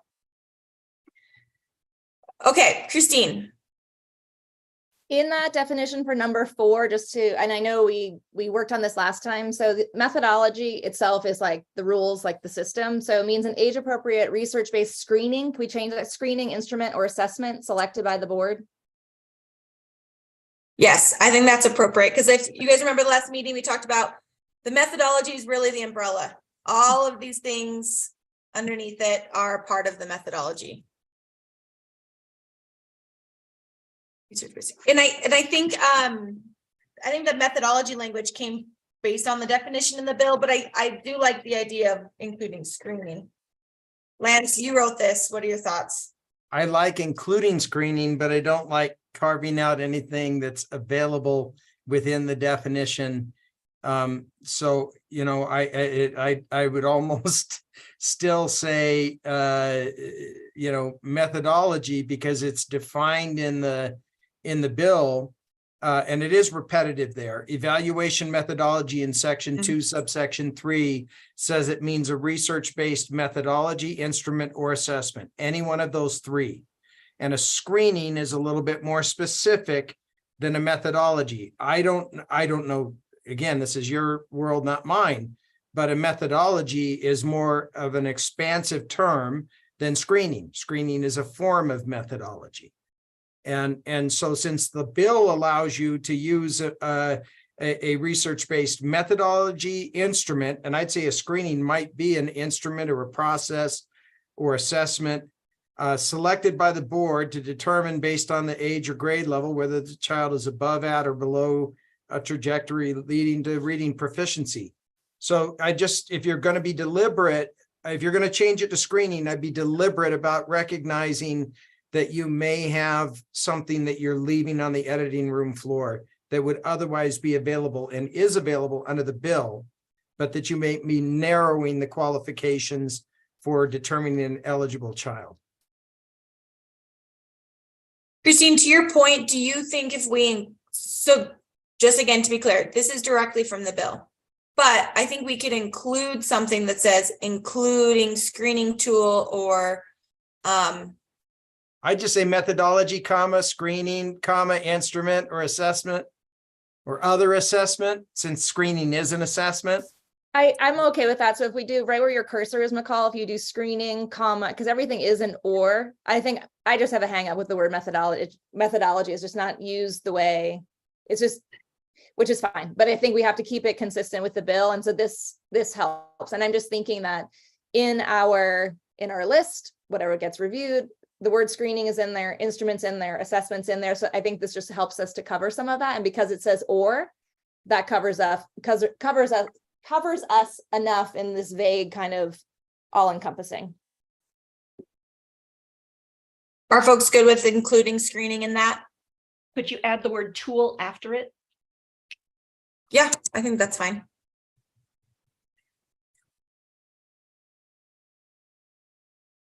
Have Lance, you narrowed that again? Are there screenings that aren't a tool? Well, I think as we speak about it in this, I think there are. A screening could be an interview. well, I'm just telling you that under what the bill allows you to monetize again. I think our object collectively is to ensure that any child who's qualified is able to enter into this program at the request of their parent. And we don't want to cut anybody out of the loop here. And so I'm just head shy about restricting, narrowing what is already a definition that's in the code that is financially actionable. In other words, monetized. I can monetize it. And if you put something in here that potentially removes it in some way, or narrows it or creates an impression that we're narrowing it, we might have an inadvertent barrier to entry into the program. And you might have a definition Sorry, that I'm reading. contradicts the rule. You might have a definition by rule that contradicts the statute, which would make it invalid too. Christine, your hand's still up. Did you want to make a comment? No, I left my hand lingering. I'm okay with, I would really argue to have screening in there if tool is the hang up because it gets too specific. Right. I'm okay with that out. I don't know though, Tammy, You does that can get- change it? A colander is a screener. Yeah. I think to Lance's point though too, which I think is a good one, is that we would effectively be changing the definition as it's defined in statute by including that. And I think based on the conversation we just had around evaluation methodology is the umbrella. I think part of those methodologies is the screening tool. So then I would get rid of that language in 3A.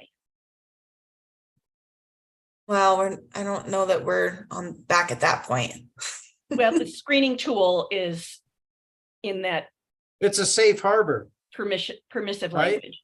Mhm. Okay, Nobody's arguing that a screening is not a methodology. Right. Screening is a methodology. So you can litter screening in here anywhere you want, just not in an exclusionary way that narrows the definition of the available process that districts can use to determine eligibility. So it's not an either or. It's not just because it doesn't come in here that it can't go anywhere else. Unless we believe that a screening is not a methodology for determining whether the child's at or above or below a developmental trajectory for third grade reading proficiency. and I would argue we've already determined what those skills are. Mhm. You guys, we went through that last meeting. We literally just had that conversation with the crosswalk. So for the purpose of not moving backwards, unless you want to, but I don't get that sense. So I think to move forward, I think we leave the definition as is. Again, this is what's in the statute. I think we need to respect that. And I think based on all of the work that you guys are doing in developing the skills above, talking about the approved screening tools, that all is encompassed under the evaluation methodology, even if it's not explicitly listed, but methodology is. So unless you guys feel very adverse to whatever I just said, I think we should move on. You could also say for the purposes of this rule, evaluation method is defined as specified in section 2 of House Bill 5 or 362 or 352. You know, if you want it sort of, but this is a verbatim quote from that definition as it currently exists. I suggest we leave it alone because it says what the law says and the rule is subservient to the law and it's consistent and aligned. And it includes. And if down the road we need to be even more clear, we can literally add a comment at the end that says as defined in whatever the new. Yeah, once it gets codified. Yeah. I've been looking, I haven't found it yet. Okay. I want to take a step back. I'm going to make this smaller just for a second. I want to make sure you guys are good with this. Again, kind of need some thumbs up. How do you guys feel? I know there were a few additional changes today, but I think you guys have done some really solid work. I will not make any other changes to this other than these areas and make sure they're consistent with the others. You guys feel good about that? Looks real good. Scrolling. Okay. I can't see all of you at once, so I got to kind of move my way through. Okay, great. We're going to move on from evaluation methodology. Let's move into the Jumpstart program. Disregard all of this. Okay. Jumpstart program. Again, this is largely based off language in the bill. We aligned some of it with the Montana Early Learning Standards and the Montana Content Standards for ELA and literacy. We added language about who oversees the programs. And then included that definition from the bill. Questions, thoughts?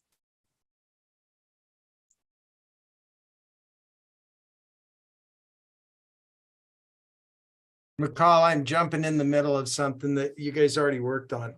I don't see anything objectionable to this rule at all. I also don't see anything that's not superfluous to what the law already specifies. There's not a different criteria for gatewaying to a home-based, Jumpstart, or classroom-based program.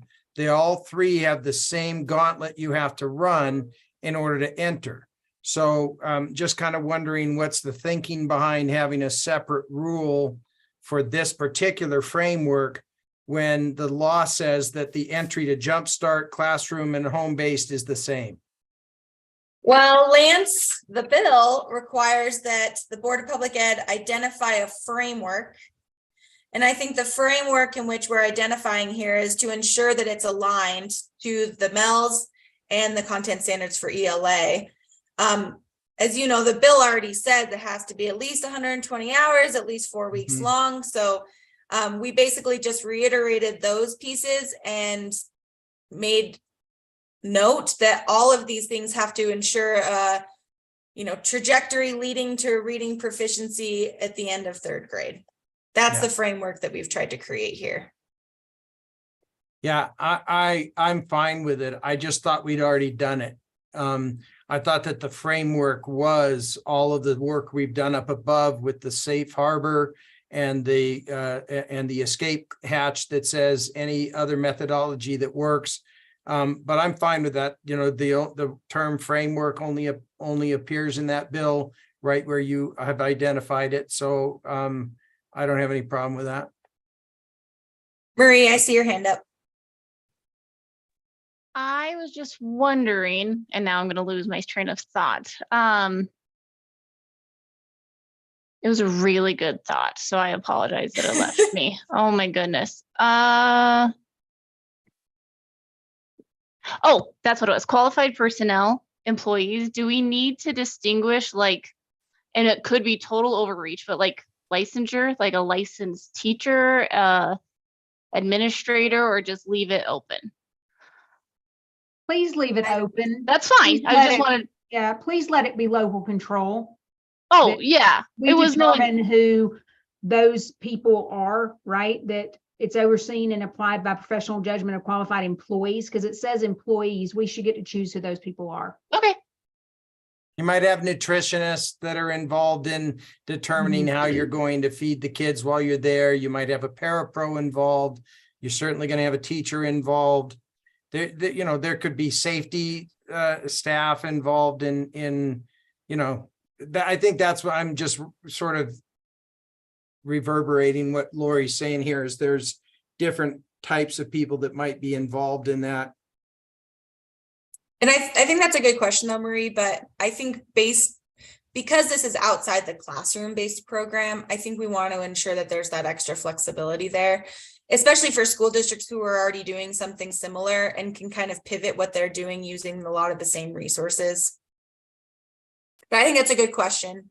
I think about licensure a lot. Yeah, so I think it was more about the overseeing part. Like we want the curriculum planning for the summer Jumpstart program to be done by someone who understands it, versus I've been in situations myself where thank goodness I could finally hire someone in the summer, but they might not know what targeted interventions the child might need. That's all I was thinking of, the overseeing, not the actual implementation. Yeah, no, I hear what you're saying, Marie, and unfortunately, there are times probably when that happens, right?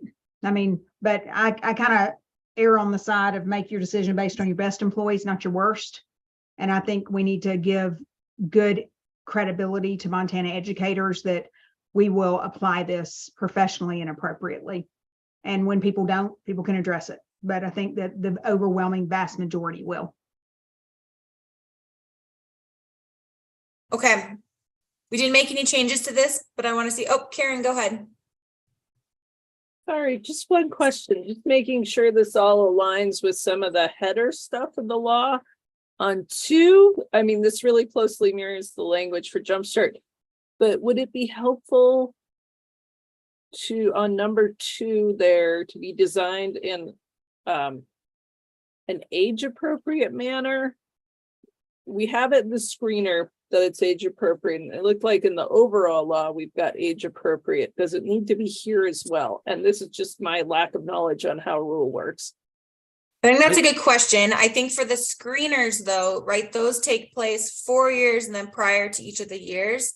The Jumpstart program is going to be available for those kids going into kindergarten. So that'll be the first kind of year. It won't necessarily be for 4-year-old or that preschool program. Well, yeah, but still, I'm looking at kindergarten, first grade, second, and prior to 3rd grade. We know that there's a lot of age appropriate differences between those years too. That's why right, and you'll be using the standards to address that, not necessarily it's pointing to 1054-901 up above that has all of that age segmented methodology in it. Okay, right? Then I'm fine. I just wanted to make sure we had that age appropriate going all the way through. Thanks. Yeah, good catch. And I think we've got it in one. Christine? I was just gonna say, if it's a question about age appropriate, developmentally appropriate, that's why we put in the MELS and the content standards. Yep. Yeah, thanks for that. Okay. Anyone else have thoughts on Jumpstart? Feel good about that? Okay. Just looking through. Awesome. Okay. Thanks for the good head nods. All right, we're going to jump to this next piece then. I wanted to make this very clear that this is going to be separate unless you all tell me otherwise. And again, we talked about this because the crosswalk isn't completely built out. This isn't quite yet either, but I can at least show you what that will look like. And so depending on how you guys want to move forward after this, you can direct us to finish this. If you want to review it one more time, again, be thinking about that. So if you look at the crosswalk, as I am showing you this, you'll see exactly, basically, you'll see Quills is the first one, and then the Quills is the first one on here. And so we go down from there and we acknowledge what each of these screening tools is screening for. So it can be really clear. You don't even necessarily need to go look at the crosswalk, but if you want to use that as a tool, it's readily available with links and with more information. So you'll see all of those here. And again, the 4-year-old ones I think are just a good example. The K3 ones we're working on a little bit more. So do you guys think this is a good outline? Is this what you were thinking of when we discussed at the last meeting, how you wanted to see these screening tools as part of that approved list? Lori, go ahead.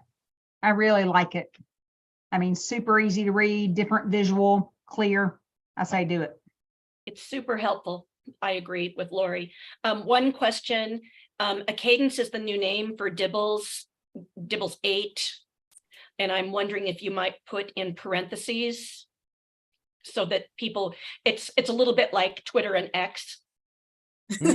Yeah, great. Like, it'll help people go, oh, I'm familiar with that. I know what that is. Okay. So I have well, this might, I'll save my question for later because I have Where is that? Where does that Down go that here. you were just talking about, Tammy? Well, a cadence, cadence. I see it's associated with Pelly, so, but I'm wondering, a cadence is also the new name for Dibbles. It's been bought, sold, something. So are they, I'm just trying to understand because I was not aware of that. Well, So I believe. Are Pelly and Dibbles the same thing? No. Here's what I'll do. I'm gonna make a note to myself to go back and look at that. Double check. Yeah. And yeah, so we can check on that. Could you do a Okay. Roman numeral 1 and 2 if they're two alternative that are both under the umbrella of a cadence? And then my only other question, and I think you already answered it, but I wasn't paying attention enough. Why is Q listed first and then everything else is alphabetical? So Q is Q is for 3-year-olds as well. And so when we did, and I can change that if you want, but on the crosswalk, we did it based on age for the preschool part, and then it's K3. So People will assume that you're listing this in ranked order of preference if you're doing alphabetical for everyone except one. Okay. If you don't designate it in some way and maybe have for 3-year-olds, as I know that's clunky, but if that's the only one available for 3-year-olds, then you could put it there. But again, we're going to be right back into whether the kid turned 4 next week after the assessment is 3. Christine? Yeah. I'm the one that reordered them alphabetically, and if you look at the spreadsheet, because we have that column for age, that's why just as McCall said, the 3 to 6-year-old, it just happens to cover 3s as well, which is why Quills is there. If this is just in list form, I agree. That was why alphabetizing, because it doesn't rank order them. So I would say if it appears like this, I would just put it. Got it. Alphabetical. Because we don't have the because ages there, because that's on that other spreadsheet.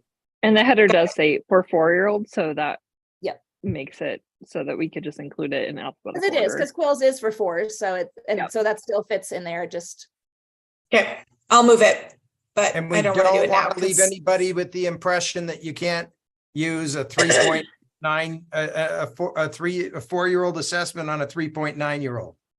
Totally. Yep. Okay, any other thoughts on this at this point? Again, it may be built out a little bit, but that's just because I need to reference what it screens for based on that crosswalk. And I haven't finished doing that. And just so you can see here, prior to kindergarten through 3rd grade, same. Mm-hmm.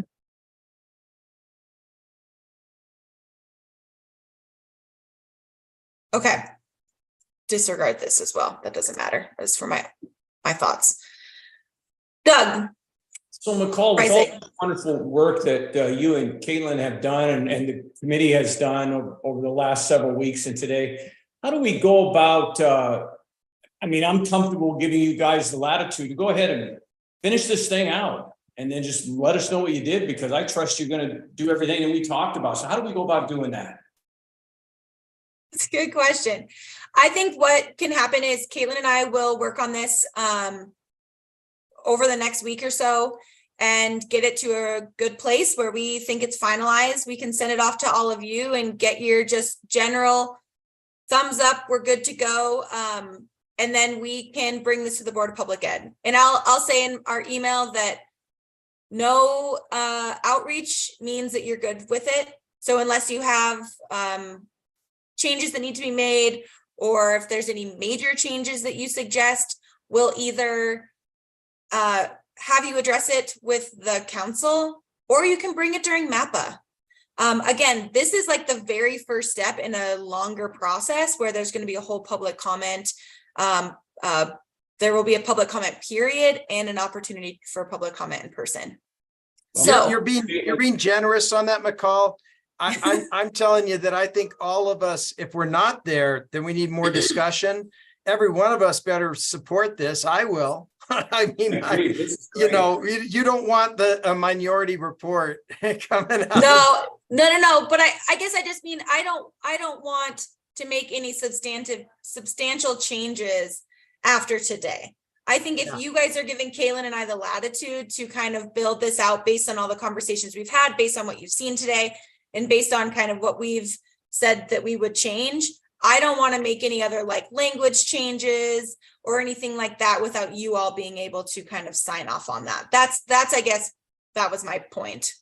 Well, it looks very good, ladies. You've done great work and the committee's done great work. So, Well, and I realize we're over our time a little bit, so I'm going to stop sharing just for the sake that I could see all of you as we kind of have a little bit more conversation. But so we're at a point now where I think, you know, if you all are comfortable based on, you know, what Doug and others have said, if you guys want to give us the latitude to finish this and send it all to you in an email just for final review, we will do that. So I just need to kind of see thumbs from all of you or questions. Christine, go ahead.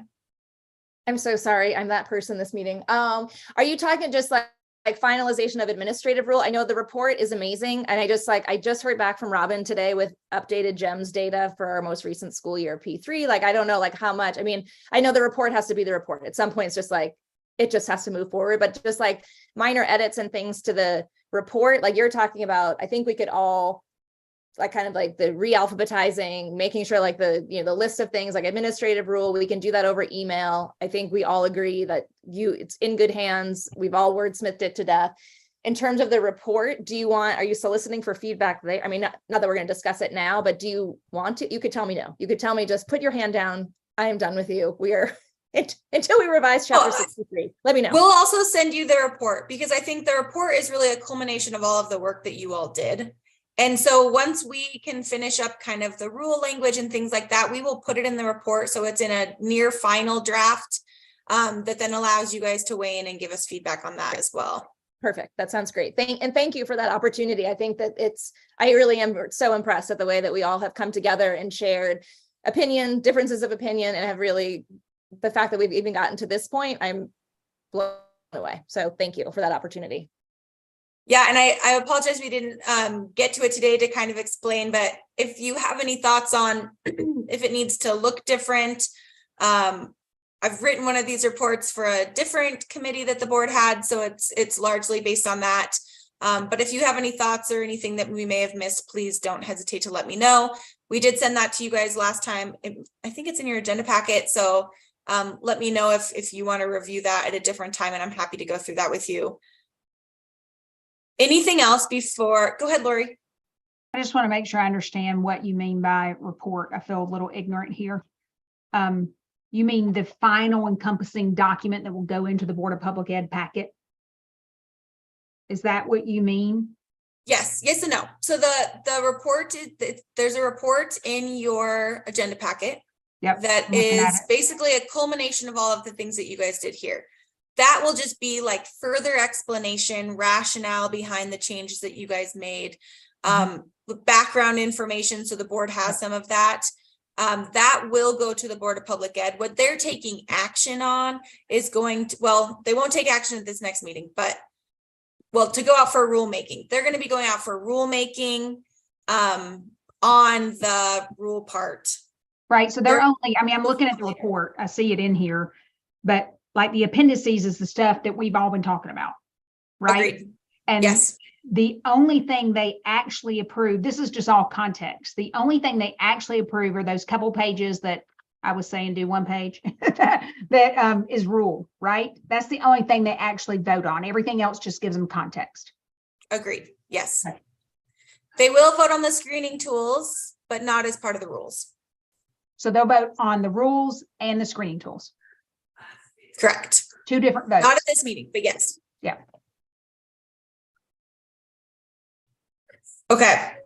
Any other questions before we go to public comment? I do. Sorry. Go ahead. When you were kind of being funny a minute ago, but what were you saying about you do want us at the board meeting in November? You don't, it doesn't matter. There's impact, there's not. What are you wanting from us? Yeah, so I think what we'll do is I'm going to think about what a panel might look like to present to the board of folks from this council. and really better explain beyond what's in that report. Answer questions I'm sure the board will have. And then that'll happen the first day. And then we'll make any changes in those rules that the board may want to see before they go out for public comment. And then that action will happen on the second day. Right. And I understand that part, but are you wanting, whether we end up on that panel or not, are you wanting all of us in attendance for show of support, or not necessary at all unless you're on the panel? I mean, what do you need from this group as far as our time commitment for when this is shared, whether or not we're on the panel? Yeah, I think in a follow-up, I'll see if folks are interested generally, and then we'll go from there. I don't think each of you needs to like be on the call. You certainly can, but that would be up to you. And people who are on the panel would actually show up in person? Or Zoom. We'll have a Zoom option. Okay. All right. Any other thoughts before we go to public comment? McCall, did you want to just mention for chapter 63 and then the home-based program? Yeah, sorry, I was going to do that after. Sorry. Okay, I'll do it now. It's okay. So I just talked about the panel, TBD on that. Chapter 63, in my follow-up email, I'll also ask if you guys are interested in participating in the revision or review first and foremost, and potential revisions of chapter 63, which is the early childhood standards. It'd be great if all of you are interested, but I understand that might not be a reality. So just we're going to be cautious of folks' time and really want to make sure that you guys are still interested in participating in this work. And then I'll be considering a couple folks for that home-based program. So I'll put that in my email as well. That's going to be a really small number of people, like 2 probably on that. So if you are interested, let me know, but it is going to mean reading lots of pages of paper, I'm assuming. So there is going to be a little bit of a lift there. So just be thinking about that. I'll shoot that to all of you in my follow-up email. Colette. I am most looking forward to that guidance, whatever that is around the home-based program. I'm feeling pretty confident about the classroom-based and the Jumpstart. It's the home-based that I go in and out of understanding or thinking that I have clarity on that. So I'm really looking forward to that guidance. Great. That's good. Thank you. Okay. Any other thoughts, questions? All right. At this time, we'll now take public comment. Since we are in a virtual option, folks who are in the attendees waiting room, please raise your hand now if you'd like to make public comment.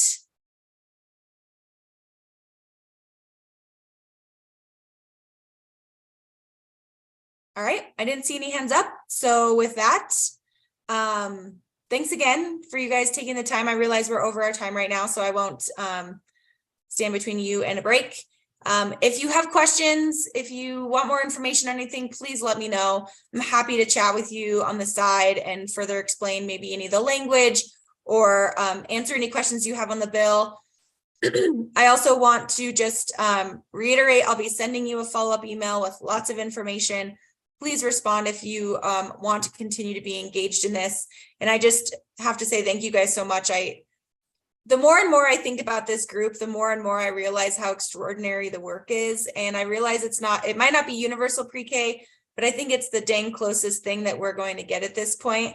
And at least for now, and I just think that the ability of you all coming together and being able to be part of that and really kind of setting the stage for what that's going to look like is beyond extraordinary. So just really thank you again for spending time, and if you want to be in touch or have any other questions, please let me know. Thank you all. I want to be on more of these. I haven't done a lot of these. Seriously, I really am so grateful for all the educators here, and don't get a lot of opportunities to work at your side, and it just makes me know that our schools are in such good hands, and I'm really grateful to be here. So thank you. Thank you all. This will not be the last time we see each other. Thank you, McCall. Thank Good luck, you. Caitlin. Thank you.